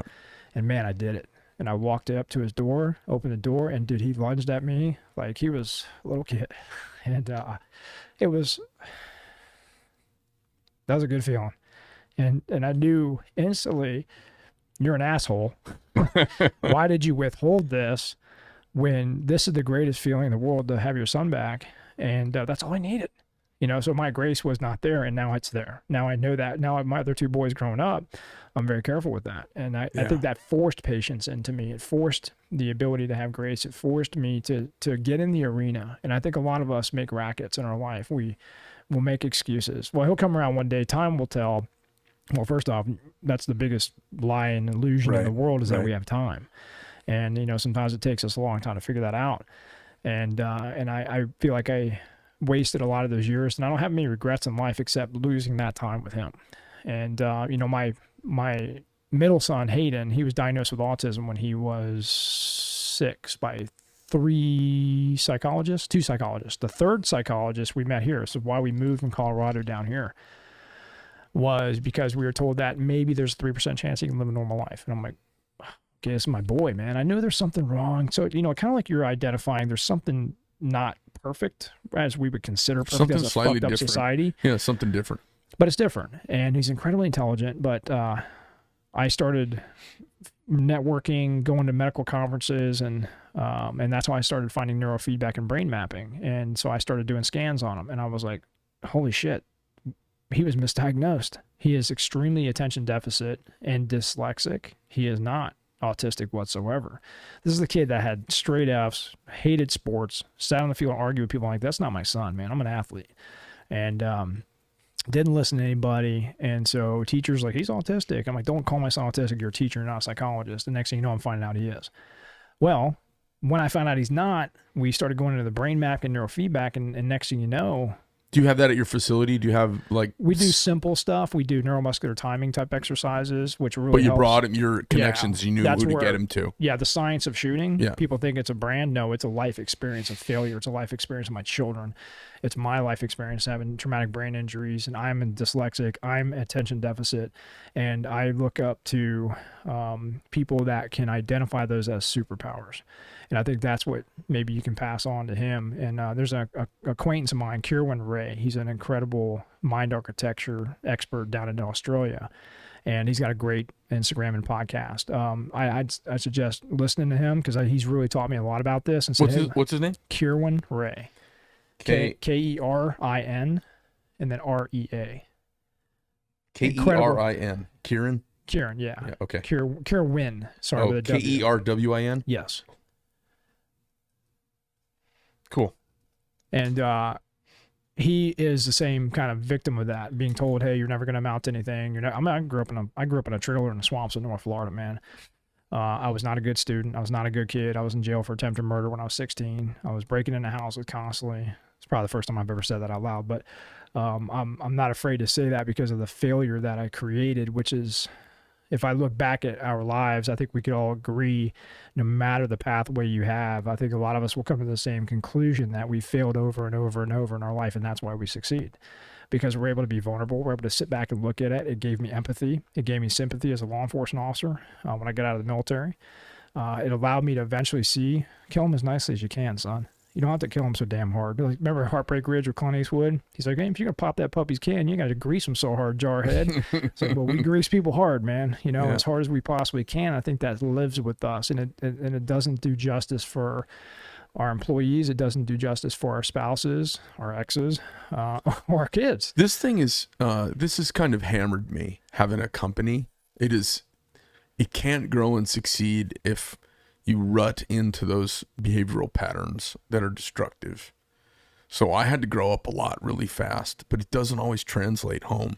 Yeah. I found myself being more compassionate, more understanding with my team, because I know how much it impacts my selfishness, how much it impacts me. I lose that team member, I got to go find him. I got to pay to retrain him. I got to this and that. It's about me. So I'd found all this compassion because of how much it injures me when someone leaves. And I'm sitting here, it hurts. And I'm not having that same level of compassion with my own kids. Yeah. And I wasn't equating it because there's no self component to it. It was just me being annoyed. And I wrote this letter to my son this morning, just because I barked at him a little bit too hard yesterday. And I wrote this letter, and if I read the letter, I start bawling. Just thinking about how to patch a glitch in me. I'm trying to really hammer it with me so that I kind of break that little chain of my behavior. Interesting. And then you bring up your son. Yeah, and I think what I realized in that is, out of that experience for him, within 3 weeks, we remapped his brain, removed his prefrontal cortex. For your second son. For my second son. And now he lives an incredible life. He's an incredible, talented athlete, and went to Embry-Riddle Flight School when he was 14. Went to Oxford for 2 weeks because he wanted to go to an entrepreneurial camp by himself. I'm like, why don't you go to a normal camp like every other kid? He's been accepted in some of the top schools, and I finally pulled him out of some of those top schools and put him in public school because I'm like, you will learn the way, and so he's doing great now. Where we were medicating him, we changed his entire life, and we were fucking him up, and to the point where it scared me to death, until I was so grateful and fortunate to find this guy here locally who's a neurofeedback specialist who changed his life. And then all of a sudden I started diving into it, and I was like, he would leave the room and I'd say, Hayden, give me those headsets. I want to try this. Can you give me that guy? Can you give me his info when we hop off the recording? Because I'd love to maybe talk to him, see if it's worth getting my boy with it. We're not I'm not encountering a big problem with him. It's just everybody needs it, is what I found out. Everybody needs neurofeedback, because everything we do, everything we eat, look at our world today, man. There's so many chemicals and toxins that we're taking in. Especially in the manufacturing world. The shooting world, lead toxicities, shitters and freaking Iraq, and you name it, wherever around the world.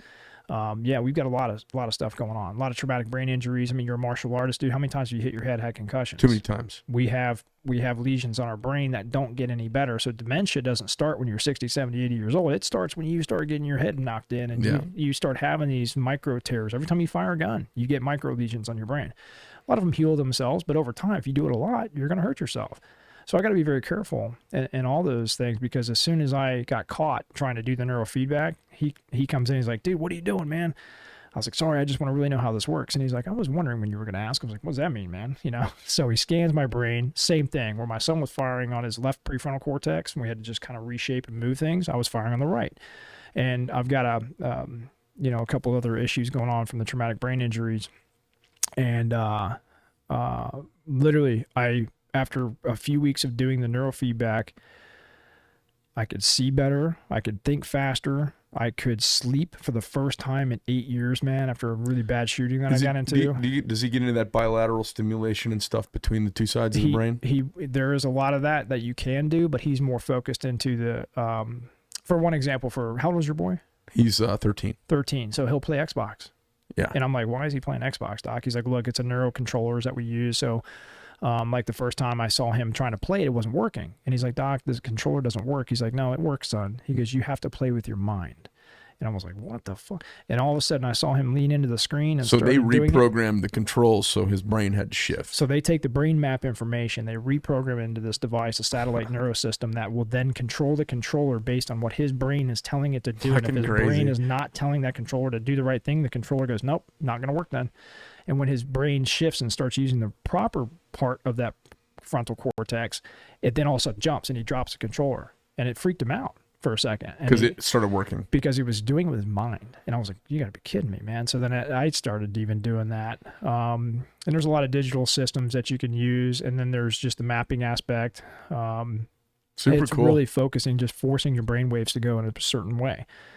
And then there's neuromuscular timing stuff, which is really good for everybody. So I use these, it's called Pro Metronome. You can actually order them. And to have the big systems like we have to be medically licensed at the shop for our students to go through it. And also guys that are completely sympathetic, very impulsive, like I have been most of my life. And you get into a shooting, you put them under physiological stress, which we have threat fire systems that if you get shot in the simulator, it hits you with 25,000 volts. So you'll know really quick what that person's going to do. And we've had SWAT dudes fly through the screens. It's been rough, but it's been incredible data that we've been able to record because when somebody's really sympathetic, let's say you got in a fight with your wife, kid, or something like that, or supervisor or work, you had a bad morning, you missed your coffee, your dog died, whatever it is, man. And you go to work and then you pull somebody over. You're like, I'm Deputy Haley, Maricopa County Sheriff's Office. Give me your license, please. Like, why did you even say please? You're an asshole, right? Don't be a dick. So now your sympathetic nature has just created a contact with another human being. What do you think is going to happen? That can go bad. An equal or opposite reaction, right? Yeah. And so that's why I always say, kill them as nice as you can. You know, you got to be sincere about it. If you're not having a bad day, you got to do some deep work right then and there before you go and engage with other people in society. Yeah. You know, there's times that I won't go to the office because I'm just not having a good day, and I don't want to put that on my team. Yeah. I don't want them to see not be out of ego because I don't want to mess their day. No, up. I have the same thing. Where it used to be out of ego. And most of the time I can shut it down, and but that has a price also. Yeah. So I try to find a rhythm where I kind of arrive in a good place, you know? Yeah. We'll take them, put them on that machine for 5 minutes, and it'll turn on their parasympathetic nervous system. And then you put them back in a simulator. Dude, it's a completely different human being. And so I noticed that anytime I get a little amped up, I'll go in there and just kind of do some, and it's like a metronome system. So at times you do the 1,000th of a second. And when your brain starts doing it, you're like, why am I so stupid? Why can't I do this? And then when you start getting it down, you'll feel that flow state kick in. And then that's when I go back to work. Do you find that kind of training, is it something where the brain, like a muscle, feels it, knows how to go to that place? Or is it that you don't know that it's happening when you get to a stress level? It starts. How often does someone need to be doing that for it to become part of their structure? That's a good question. I think it's just like, could you go to a chiropractor every single day? Yes, you could. If they knew what they were doing and they weren't just doing controlled trauma, right? We have very special sports performance docs that work on us, and they'll know exactly what they're doing every day. And they're like, yes, like for me, I got to unwind 46 years of damage, right? And it's not like I go to a chiropractor once a month. Like your structure is not going to stay the same. So like, it's a full-time job in anything that you do. And that's why I suggest people get like these home kits, or download Pro Metronome on your phone. And it's just a standard metronome that musicians would use to stay in time, but you can just close your eyes and sit there and tap your chest, and you'll start to feel a connection. If you can feel it, if you can be patient and sit there and try to go into a meditative state, like on airplanes, man, I'll get pissed off with people. You know, I had a guy next to me one time going, God damn, 10-minute delay. This is bullshit. I'm like, dude, it's only 10 minutes. Relax, bro. Next thing you know, 15 minutes later, another delay. God damn it, I shouldn't take this flight. This is bullshit. I'm going to be late. And we're flying from Phoenix to, I think that was to DC. And this guy kept going off. I was like, look, dude, you know, I don't know if you've ever thought about this or not, but it's just a 15 to 20 minute delay. Yeah, this is bullshit. I'm like, dude, you realize if we'd have done this trip 100 years ago, it would have taken us 30 years and half our family would be dead and we'd be completely different people? Like, calm the fuck down. Like, that's what the problem with the world today is. We're so impulsive and everybody has to be in this hyperdynamic mode and we don't know how to be patient anymore. Right. And so I think that these tools that you can use, you got to stay on top of it. You can't just meditate once a month, right? And for me, when people say, well, you can sit on a cloud and cross your legs and hold your nose and fart and clear out your mind, I'm like, no, I don't know how to do that, man. I meditate with high performance canopy flying, right? Like you in an airplane, you in the sky, it might be your meditation. Oh, definitely. And that's because we're in a flow state. We're in the zone. Nobody can touch us. Nobody can call me. I mean, they could, but I shut it all down. I want to be one with the sky, man, with the sky gods. And same if I'm underwater, you just kind of go into that deprivation type of training. You can't just do that every once in a while. If that's your thing, then that's your thing. If reading a book or researching or going on a hike or actual meditation on a cloud on top of a hill is your thing, I think it's important for people to have a consistent routine with that, which I never did in my life, man. I'm all over the damn place. And I'm finally starting to do that, and I'm starting to see things fall into place, like better communication with my kids, not hesitating anymore, getting on a plane and going and seeing them.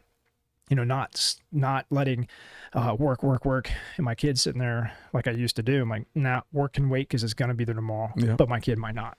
Yeah. And so trying to reframe constantly is what I think those things help with, whether you're doing a metronome or meditating or flying a plane or going for a hike or trail run, which I try to do at nighttime. No lights, no nothing. I just go out and hopefully I don't run into cactus. What's your daily routine like? Do you have a daily routine?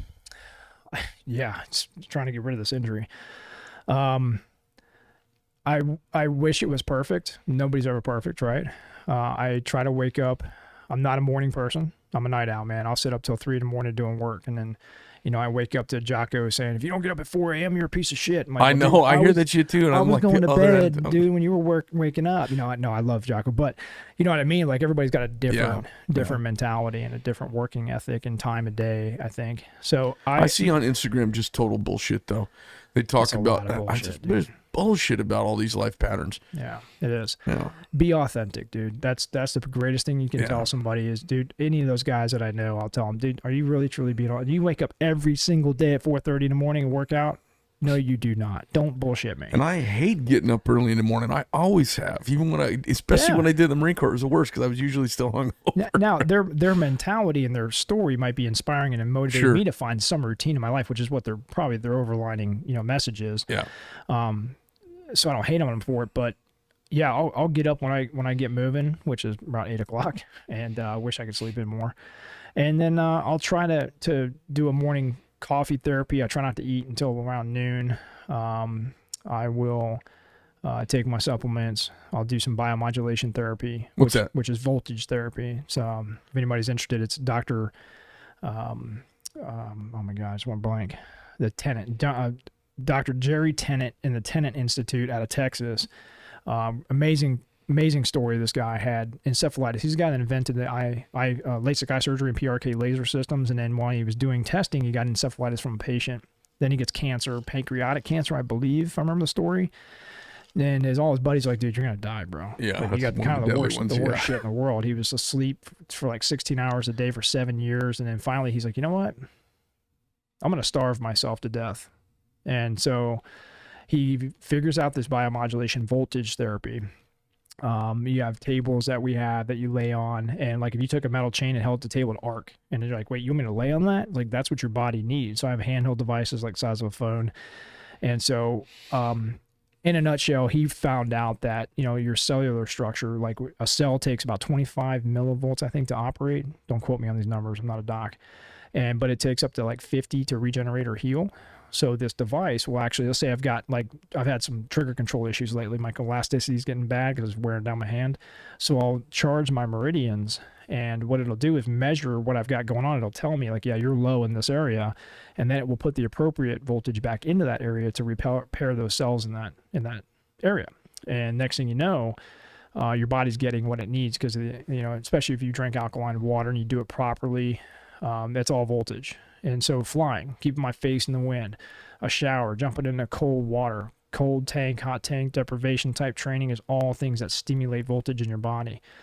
Things that we don't do as human beings anymore. We don't walk barefooted on the ground and connect ourselves to the ground. And I'm not talking hippie shit. I'm talking warrior tribal stuff that I've been learning lately from these great, incredible warriors that will say, what's wrong with you people today? You're not connected to the earth. You're not connected to fire, air, water. They put me in a sweat lodge for an hour and a half. You ever done one of those? Yeah, I used to do a Lakota sweat with a bunch of sun dancers. So you know it. I've never experienced that. And all of a sudden, I'm like, I'm going to fucking die. It's like 250 degrees inside this thing. Yeah. It was an amazing experience. And then they start, and I'm like, okay, this was great. I want to do it again. So we're continually building some of the rehab and development programs for some of the organizations that help vets. Because they need to feel this. They need to have that bunch of naked dudes get in a tent and nothing gay about it, man. And you get in there and you sweat like warriors. And why? Because we're trying to get rid of the corruption of chaos and war in our life, And so if you came back from combat as a warrior, whether it was an African tribal warrior, Native Americans, Romans did this with the Vestal Virgins, the Spartans, you name all the great people, the samurai with the 7, 5, and 3 code. If you look at that, it says nothing about guns, it says nothing about gear, it says nothing about any of that shit. It's all about compassion, vulnerability, taking care of yourself, healthy, health and wellness. Family, right? So we don't want you coming home from combat, which I've done before, stepped off of a plane, and 48 hours later after pulling a trigger on human beings, I'm sitting there going, hey kids, how you doing? Right. And I'm shaking still, right. It's disruptive to our system, the killing and the explosions and things you see. Yeah. It's shattering to anybody our that likes system. That shit has a problem. Yeah. No, I mean, we not to say we didn't enjoy it while we were doing it, but once you sit back and self-reflect on it, you're like, dude, that's some horrible shit that we do to each other as humans. Yeah, but it damages us. Like the reaction's an equal and opposite reaction. The killing damages the people doing the killing. Yeah. Yeah, like your uncle was saying. Yeah. Don't do some shit you're gonna regret, man. My dad's a psychologist, so he works a lot with combat vets and PTSD, and a lot with trauma, the trauma that happens in reverse from combat, and it's sticks with you. It's hard to get rid of. You'll never get rid of it, and I think that's why they did a great job of all these great warriors in our past history, whether you love them or hated them or not. They did not want you to go home with that chaos and corruption, right? They would say, hey, we want the hot rocks to soak in all the corruption and chaos before we can say that, before the medicine man or tribal chief can say, you are now clear to go home to your family. It's funny. And they would use terms like, talking with the grandfathers and casting out these spirits and making sure that we commune with the grandfathers and the elders and all of that. And it was different words, but it's the same thing we're trying to do with people when we decompress them from combat and debrief them, and then have that time between walking in the front door and playing dad and husband. I think it's pretty hard to do when 72 hours ago you were in Afghanistan. And it happens every day, right? Yeah. I think that's where the Marines, we still get that opportunity. Sailors may, some combatant units may, but we may still get to sit on a boat, like the Marine Expeditionary units. Those guys, well, except for this shit that just happened in Kabul, where the Marine Expeditionary blew up. We lost some friends and family members there. And what did they do? They put them all on a plane and sent them right home because they felt bad for them. Put their asses back on the boat with their brothers and let them talk it out for the next 30 days. Shake it out for a month. Shake it out, man. That's what my grandfather did in Normandy, and I would hear those stories growing up. Make sure you off gas yourself. Yeah, whatever, Pop. And next thing you know, I'm like, oh my God, I should have listened to Pop. Yeah. But yeah, that was a mistake. That's bad leadership, and our leaders out there need to know that. They need to understand not only the warfare aspects, but the off-gassing aspects that are so much more important than the warfare itself. And they don't teach you that. I find everybody in the leadership and ruling class in this country to be the dumbest bunch of motherfuckers ever walked the planet. I'm disgusted at every turn. There's no accountability. All we want to do is make rules to check people that we are not holding accountable. There's no one holding anybody accountable anymore. Yeah. We want to make rules. We want to do term limits. I was just talking about it with my mom today. And I'm kind of against term limits. All term limits is a way to get rid of bad people and good people because we're afraid to hold them accountable. I think it's more important to have experienced, group of statesmen. It's more important to have experienced people in leadership and a new group of people coming in to replace those who are leaving, so that don't always have a bunch of amateurs. Yeah. Because the running of the world is complex and sophisticated. And that's what, like you said earlier, that's what potentially might happen. These younger guys, young congressmen and senators and people that are coming in that are fresh but have no team building experience. They couldn't even comprehend some of the things that we're talking about here from our just business experiences. Number one is, don't forget the basic principle of business of make sure you get rid of the wrong people, right? It's a traction assessment. Make sure you got the right people on the train and make sure you got the right people in the right seats on the train. And if you don't, get rid of them. And that's a hard thing. And I can see that in you were like, dude, that's hard for me to fire somebody. Like if I have to sit, even if they're pieces of shit, sitting down with them like, look, you're a thief, you're this, you're that. It still hurts me to say, you got to go. It does. All right. Well, you'll graduate. Unless you got some advice. I'll get some for you off air. The first few times I did it, I just felt like I was like, oh my God. By the time I had done it a few times, I started to see the merit. And then what happened is I just kind of transformed and I was like, this is better for you and for me. Our time has to end. Yeah, it does get There easier. is another place that's going to like you in the bathroom 3 times a day for 40 minutes. There's a place where this is going to work for you. You're going to get paid to crap somewhere and everyone's going to be fine with it. It just won't be here. Send you some links. As we leave, let's talk a little bit about the public. Have you gotten involved in any politics at all? Are you, I know when you get to a certain level of success, we start cutting checks to people that want our support. I don't know if you're at that point yet, or where you're plugged in. I know you financially are. I don't know if you're engaged in that manner. You may be so hyperkinetically into your field that I got that some of that political stuff really tugging at me.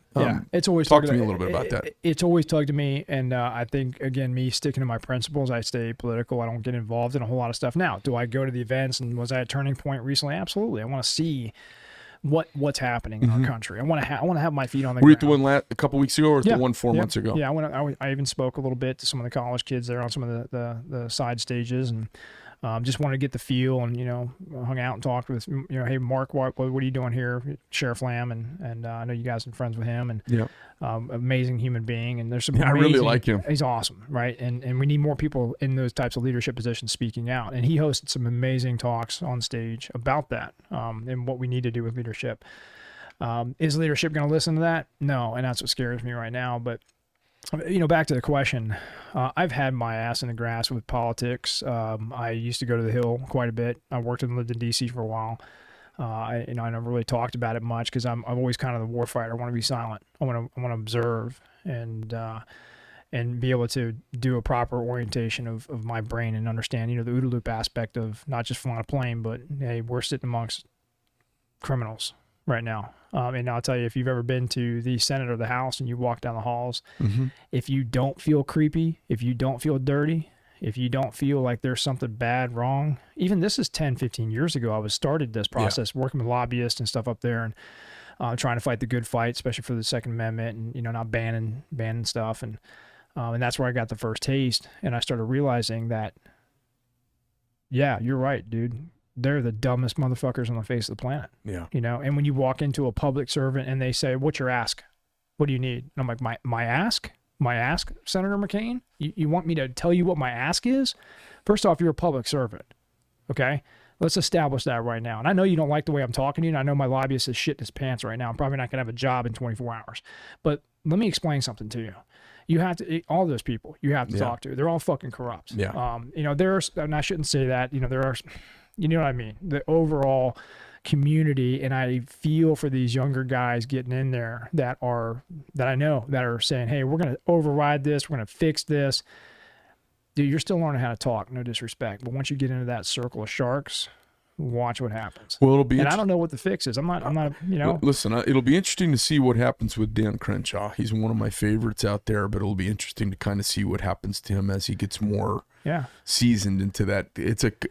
And if they're good public servants, are listening to us right now. I hope they are. Not just our podcast, but people in general. Is what I'm saying. And they begin to realize they need to stop flipping sides. I was talking to my mom about this, and the problem is, it's the prosecutors in this country are.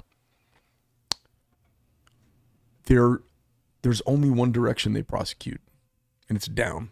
It's to us, They never prosecute up. And we've got this Napoleonic top-down review of the people going on. And I'm like, there's nothing any of us people are doing that fucking matters. You, me, all of us. We drop dead. They will put the coffin in the ground, step over the hole, and move right on with their day. We're doing exactly what they want us to do. People just don't see that. Yeah, they resist that. But I see what's going on above us. I think the number one thing is accountability. There's zero accountability. They lose billions and billions of dollars. Nobody's accountable. When's the last time you ever heard of someone getting away with billions? And they've stolen $3 trillion in the last year. I'm still scared to chew bubblegum and walk down the sidewalk. You know what I mean? Like that, we grew up like that. So you're like, yeah, you get thrashed on the sidewalk for chewing bubblegum in uniform, or, smoking a cigarette and walking. It's like, wait, where's the accountability of men's lives and billions and trillions of dollars, like you're saying? Well, I think about basically the hardware that we just walked away from, the people that we walked out on, the allies we walked out on, and our honor as people you can stand by their word that we walked out on. And there's no accountability.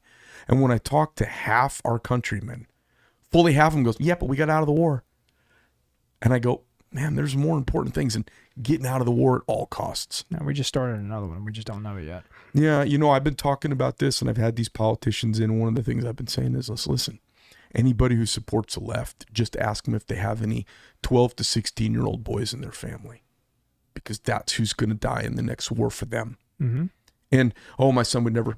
No, you don't know what your grandson, your son, your nephew, your cousin, your next door neighbor's kid will do once they have their own driver's license and on their way home from high school. How many of them swing through a recruiter's office? A lot. Because something bugs them on the news that they just heard. Mm-hmm. And they come home and parents flip out. How many times do we hear that in the Marine Corps? Yeah. Guys joined up and their parents flipped out. Yep. Sorry. You don't have any control over over an 18-year-old once they go sign on a dotted line. And I say, as we project weakness, our enemies rise. Yeah. I'm spooked right now about Taiwan and Ukraine simultaneously. Mm-hmm. And then honestly, North Korea and Iran. We've got such big problems on the horizon. They're getting left to their own devices, and that's no good at all. Right. Yeah, that's a big issue. Yeah. I don't know what the fix is, except for, I was reciting some numbers the other day on a podcast, and I think it's important for people to understand, what we have here. And I think that's the problem. It doesn't matter if I can't stand the left. I can't stand the right. I can't stand people in the middle that don't understand the left or right. I can't stand the religion and the Christian. Look at the nationalism of Christianity that's happening right now. Like, be careful, people. Like, that goes against everything God says if you're a God-fearing man. I'm not going to get into it, but that's for people to investigate and understand themselves before they start speaking and thinking they know what they're talking about, especially when it pertains to politics or warfare. But the biggest thing that I think we would all agree on, and we'd be stupid not to, is the fact that out of 327 million people in the country, right, we have something very uniquely different from 95% of the rest of the world. Yeah. That's freedom. Yeah. A truly unique republic freedom. Yeah. So that's 4.5% of the entire world. That's it, man. And they all want to come here. This is the last free stand on earth. Yeah. That you and I get the opportunity, and hopefully the gratitude and the appreciation to step on. And that's why I think I put myself overseas as much as I did, and why a lot of guys do, and why we serve is because when we're overseas in these shitty environments and we stay over there, I got away sick right when I would come home. I never got homesick. I'd come home and I'd be like, I can't be here in this, man. There's people walking around drinking Starbucks and shit. There's people like living the life they and I enjoy the capitalism. I enjoy love my job. I love, what building something does help create for my family in America. It's the American dream, man. Right. But at the end of the day, I miss being over in horrible, war-torn, tyrannical, poverty-stricken environments, because when I'm in that, it reminds me so much of what I get to go home to, the appreciation for what I have back home waiting for me. And people don't know what that feels like. And you can't say, well, you don't know because you weren't there. Typically the veteran talking to the civilian, that's not their job to know what that's like. That was our job. That's what we chose in our life. That's how we designed our life, and we went in and served our country, protected, put foot to ass for it, communities, policing with law enforcement officers. we're all serving because we hopefully fundamentally, and never forget the principle that only 4.5% of the world is truly free. That's it. Everybody else, you can say, oh, well, South Korea's got freedom. No, they don't. Okay. You know, France, Britain, all these people, they get freedom. They can walk around and go to the Eiffel Tower. No, they don't. Not self-determinism. That's not self-determinism. That's not a true republic freedom. Right. And I, again, you know, you go back to the old quotes that have been thrown around from Benjamin Franklin. It is a republic if you can keep it, right? We know that. At least, well, I ask my kids, like, you ever heard that quote? They're like, no, we never heard that. And so people don't know. They're not educating down. They're not teaching their children these things. And, you know, my kids fortunately have taken a great interest in it lately. Yeah, mine too. We were watching The Patriot one day. I just put it on, you know, I'm not thinking anything of it. And then all of a sudden that scene where, you know, the little guys are up in the wood line and he's like, aim small, miss small. Oh, yeah. And my kids, my youngest goes, Dad? I was like, yeah, buddy. And he just sat there for a second and I paused it. He's like, wait a minute, he's 14 now, right? And he's like, would you trust us to do that if we had to? And I was like, okay, it's happening. So I try to hold my shit together. I was like, I said, you know what, Hudson, that's a really good question. Would you like to find out? And he's like, what do you mean? It's the rare. It's like Tom Brady's son asking if he wants to play catch. He's asking if he wants, you know, if you think he could survive in a gunfight. He's asking the one dad who could, like, well, let's go down to the lab. Let's go find out. So yeah, I started. I took him out and I said, well, the first thing you have to learn is you have to commit, right? Because you can't start something, you know, unless you commit to it. And so what I want you to do is, if you want to shoot something and be accurate, you need to understand the machine first. Are you willing to understand the machine before I take you and learn how to shoot, before learning the tactics? Which is a big problem in our firearms community. Everybody wants to teach tactics first. It's like, it's not about tactics, it's about foundation. It's about, you know, Tom Brady doesn't work on tactics every day. Speaking of him, he works on the foundation, his principles of mechanics and ocular science, and then he can apply that in any tactical scenario he wants. But you can't take tactics and put it into basic fundamentals. It's impossible. And people will try to do that. But yeah, we did that. I took them to the office and I said, okay, I'm going to give you guys your own issued M4. So they got little BCM SBRs and they got Surefire suppressors on them. And actually Hayden didn't want that. He wanted to be loud. So I'm like, all right, fine, that's cool. And I made them zero the optics, made them understand it, made them take it apart and clean it. And I said, okay, you guys graduated that. Let's go out and do it. And they started, by the end of the day, they were running IA drills up and down the range, having a good time. And then I said, I pulled them together and I gave them a hug and I said, guys, yeah, I trust you to take that shot. That's pretty cool. And so it was a cool experience for us, but I had to figure out the right way for them because for me, I was breaking into my dad's gun safe with paper clips and the little glass case in the hallway trying to get the gun out so I could go shoot the trees and shoot neighbors' cats and whatever the hell I could get my hands on. And I got my ass in a lot of trouble because I was too curious. My dad wouldn't give me the access unless it was hunting season or something like that. And so I have this now issue where I'm not used to this. I got hundreds and hundreds of weapons in vaults, you know, and they come in and I'm like, hey guys, wait, come on in. You want to check everything out? They're like, no, Dad, I'm hungry. And I'm like, I would have lost my shit if I was in this room as a kid. Yeah.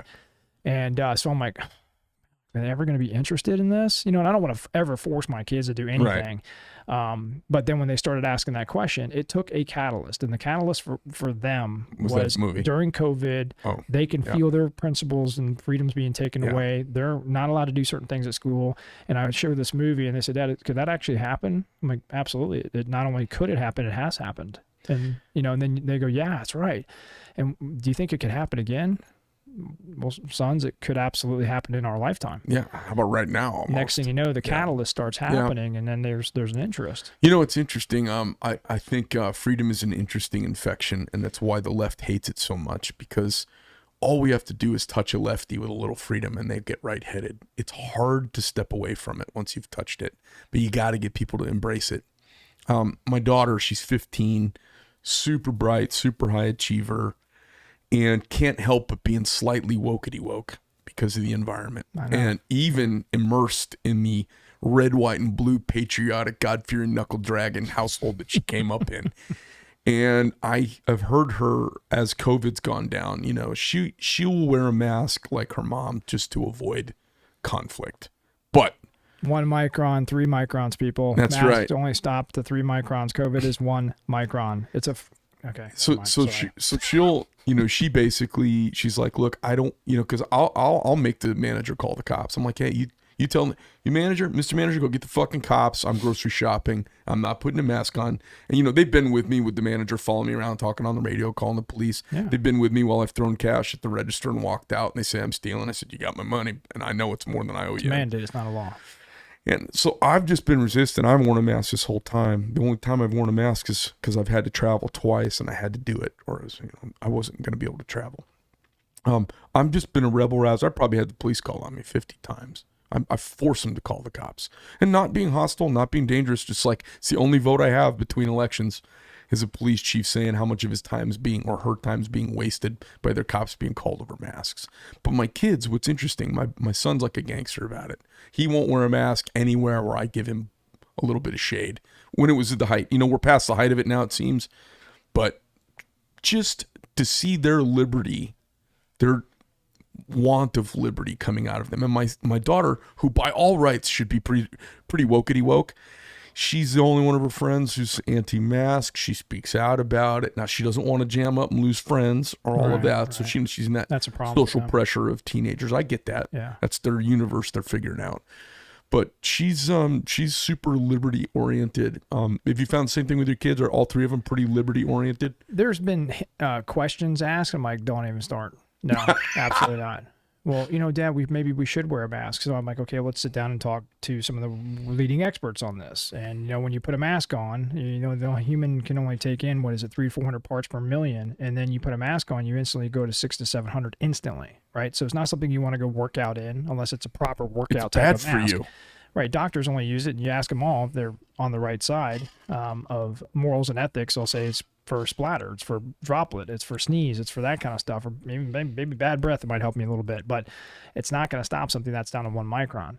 And also you're increasing, you're hurting your VO2 max. Now you get in a conversation, even a heated conversation, where you go out and you do a little bit of walking or exercise. You're at potentially 1,500 to 2,000 parts per million, which is not good for the human body from, I see people out walking. How do you not see this? I know, and I see people out walking in them, and I'm just, are you out of your minds? And then I see people driving in their cars alone with them on, and I'm out of my mind about it. I'm like, are you kidding? Like now, I have seen the slit. I was at Snooze, the little breakfast place over there off Shea 101. Okay, there was a woman with a slit, and she was putting her fork through the slit in her mask as she ate, so she could keep the mask on as she eats. It was disgusting. It was nasty. It was like I wanted to, yeah.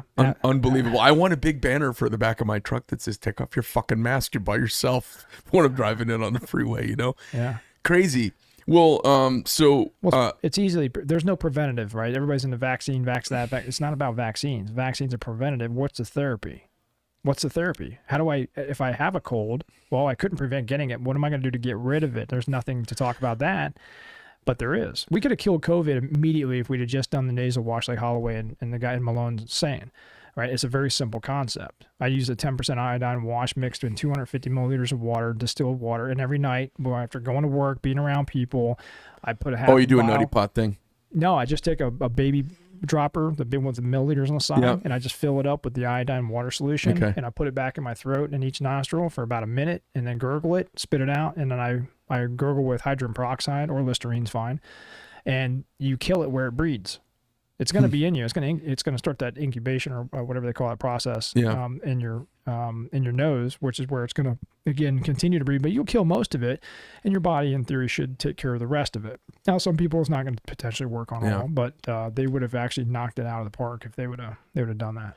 I feel like it's just the typical. This is the reason. What's happened is the reason the government should be in charge of nothing, because they're bad at everything. The only things they should do are things nobody else would do, like a military. That's the only thing they should do. Interstate commerce. Even that, if it was a business, it'd been bankrupt the day after it started. That's the reason why they're the only ones who can do it, right? Yeah.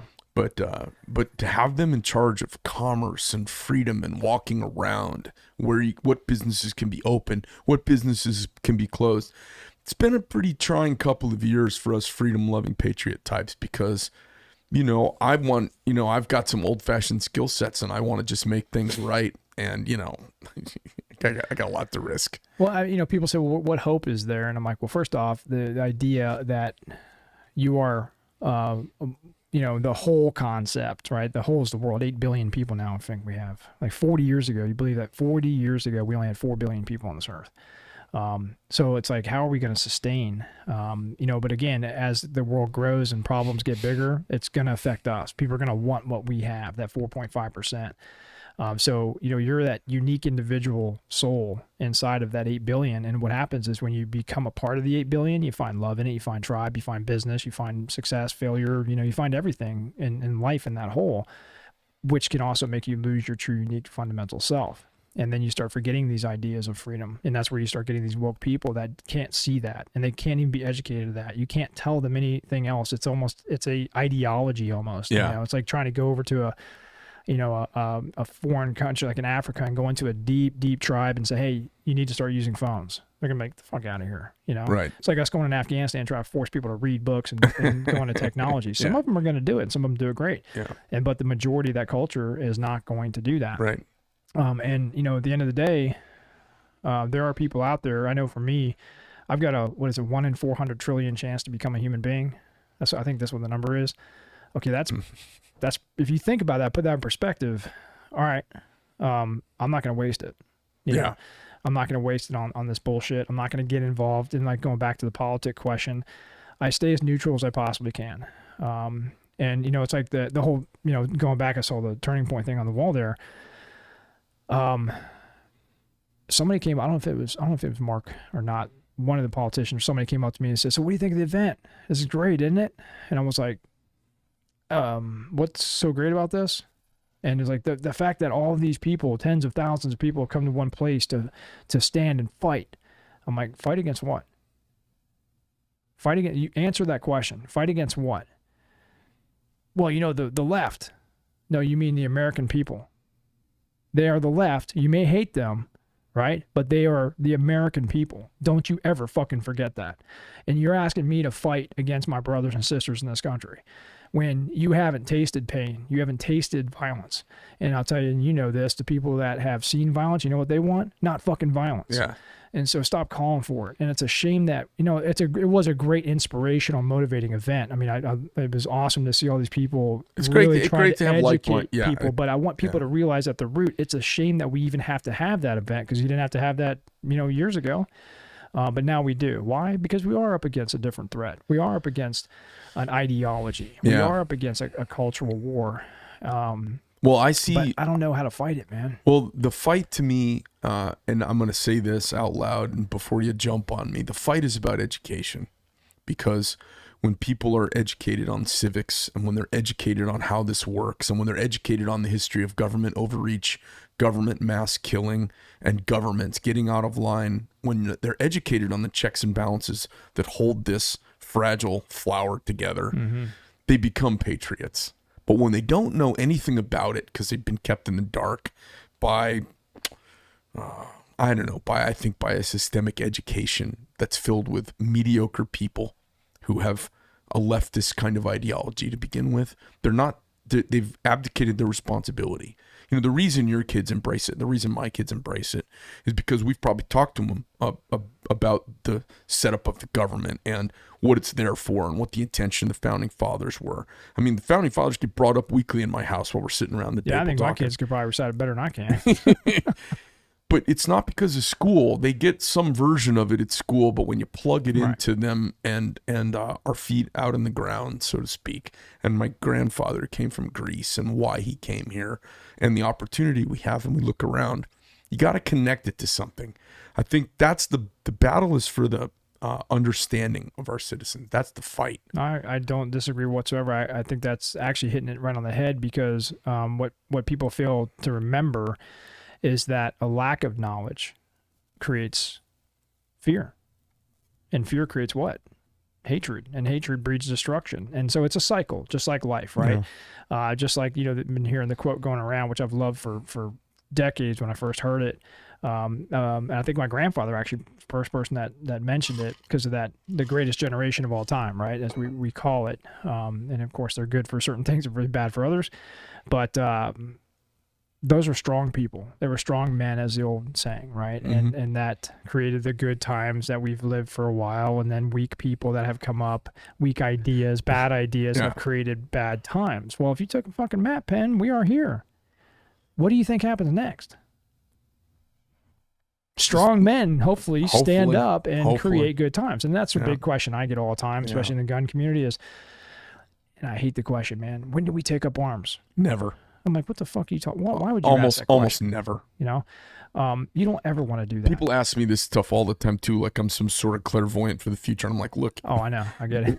We should not be taking up arms. Let me tell you what we should be doing is we should be everywhere we can, at every party, at every social event, talking about the Constitution, talking about the rights, talking about Locke and Hume and Montesquieu and the whole idea of self-determinism, and equate it when you're talking to women and moms about their kids going off to war because of weakness, equate it to them having financial freedom in the modern world. And there's never been a place to be more financially independent than right here, right now. You know, connect all those dots for people so they stop wanting to burn buildings down. Right. And that's the thing. I think we're lacking self-reliance in the world, obviously. Yeah. You know, and so I think a lot of people that ask those questions to guys like us, and say, well, what do we do? First off, you should always be self-reliant, right? If you're waiting on a government handout, a stimulus check, you are not self-reliant, period. There's no ands or buts about it. You can argue that all you want, man. You are the one putting your hand out. Now, I get there's people that aren't getting paid good. They're losing their jobs. Government's forcing that. So I'm not saying anti that. You know, take what you can get, but be self-reliant. You know, and if you looked at, well, could I defend myself? I don't know, from a scale of 1 to 10, could you? You know, could you defend yourself with a knife? Could you defend yourself with your fist? Could you defend yourself with a gun, handguns, firearms, you know, shotguns in general, or firearms in general? You know, score yourself, you know, and then go into survivability. You know, what about survival? You know, could you score yourself from 1 to 10 on that? Oh yeah, I'm a 6. What about urban survival? What's that? Exactly. Okay. You're a 2. You're a 0 because you didn't know what it was. Yeah. You know, jungle, any type of rural environments or mountain and desert, you know, they're different animals. So you have to score yourself on the scale. Martial arts, defensive and tactical evasive driving skills. Oh, I've had a driver's license since I was 16. Well, I don't care because you're not a good driver just because you've been driving for 40 years. You know, compare yourself to the top drivers out there. Compare yourself to the top shooters, the top athletes. And then that's how I scale myself. And so therefore, if I can find a weakness in one of those areas, I will absolutely pursue that knowledge. Is all this therapy for you? Maybe it is. It's a good question. I think some of it's coping. Yeah. Yeah. Definitely the brain stuff. Definitely the training, the storytelling. You know, a world of chaos, and a world of uncertainty and chaos. You know, I was just wondering, like, what's at the heart of all of this? Is it growth? Is it therapy? You know, is it? When you are uncomfortable, and you know this, and I think everybody can agree to this, when you are uncomfortable, you have to ask yourself, is that being uncomfortable going to be traumatic for you, or is it going to be growth for you? Right. And because some people, you know, they won't jump in a pool, they won't get in cold water, they won't, you know, take up a firearm, they won't become self-reliant, they won't get a job, they won't start a business. Right. They stop living because it's uncomfortable. Yeah. I might go through too much, you know, pain or trauma if I get myself into that. Well, okay, if I've encountered somebody like on the job, hey, I see somebody that's lacking resolve to finish a product, I go, what's going on? Well, I don't have the education for this. I don't have the technology, and I'm really uncomfortable right now. I'm like, okay, so you're telling me you lacking resources. Yes. And you're also telling me you lack resolve, which is resourcefulness. And then they typically go, never mind, boss. And they take off. They do it because they know what's coming next. Right. You know, yeah, I'll try to give you the most resources possible in life, but if I can't give those to you, what are you left with? Resourcefulness, right? Determination, creativity, passion, all those things, you know, curiosity, creative wisdom. And it trumps everything. It trumps everything. It does. Because I didn't have nothing when I bought that CNC machine. I spent my entire savings on that thing, man. And I didn't even know how to turn the damn thing on, but I was determined, I was creative. And when that machine wasn't working, I pulled out the block of clay again, or I pulled out the dental floss and the needle to sew my shit back together. I didn't need all that fancy stuff. And I see kids sitting around right now, I just don't know how to start this business model because I don't have all the stuff. I'm like, you don't need it, man. So we're losing that even self-reliance and resourcefulness there. So I think back to the question though, is it therapy? Yeah, because the more I'm uncomfortable, the more I grow. And the more you grow, the more you're self-improving and becoming a bigger and better version of yourself. It's just like when people say practice makes perfect. No, it doesn't. Practice makes improvement, right? It makes improvement to the next level, because you can always beat your record that you're at right now. You can always do better tomorrow than what you did today if you're willing to be uncomfortable. Yeah. And I think diving into a new subject, whether it's brain science or, mechanics or flying an airplane or whatever you might want to do in life, there's a difference between the man in the arena and the man in the stands. And we know that, right? And I think we like right now, we're in the arena, or we're in the stands. We're talking about these things in life that we're going to go do. Yeah. When I get done with this podcast, I'm going to go back and execute, man. I'm going to go do something. I'm going to help other people. And whether that's building something, communicating to somebody, whatever, I'm going to execute. And that's going to grow me. And as soon as I stop growing, I start, like right now with this, my even pulling damn calf muscle, I'm like, yeah, it's just a pulling calf muscle. I'm like, no, Travis, it's blood clots. You're on blood thinners. Be very careful. Don't go in a knife shop. Don't fall down. And I'm like, fuck that. I'm going to do it anyways. But I do have to be careful, and it drives me batshit crazy, because then the mental injury starts happening. Yeah. And then the mental actually increases the physical, and then I got to break myself out of that. Yeah. And so I enjoy that, being uncomfortable, to where, yes, it potentially is a coping and therapy for me. Because I want to leave the better. When I just created my brand, the dragonfly aspect, it's, one of the biggest things that stands out to me, besides being the greatest hunter and the most adaptive species on the face of the planet and the most efficient, but it's a self-reflection aspect. When you see it fluttering and the light and the wings get hit with that sunlight, the Asians look at it as a symbol of self-reflection. The tombow, like this, I know you used to be in the samurai swords, which is a whole other conversation we have later. I'm trying to find a legitimate dragonfly tombow. And so I love that aspect of looking at the self-reflection of myself and going, you know what? Dragonflies only live for 30 days when you see them. That's it. They're underwater for a while, and they, spread their wings and fly. And then I go, well, shit, how is that possible to have the longest living creature on the face of the planet, the most adaptive, but only be alive for 30 days? How is that possible? And that puts time in perspective for us. Right. Going back to that illusion that we have so much time, we don't. And it makes me go, well, what's my 30 days, man? What am I going to do in my 30 days on this planet to leave it a bigger and better version than what I came in it? That's, even if it's just a little bit, man, I'm okay with that.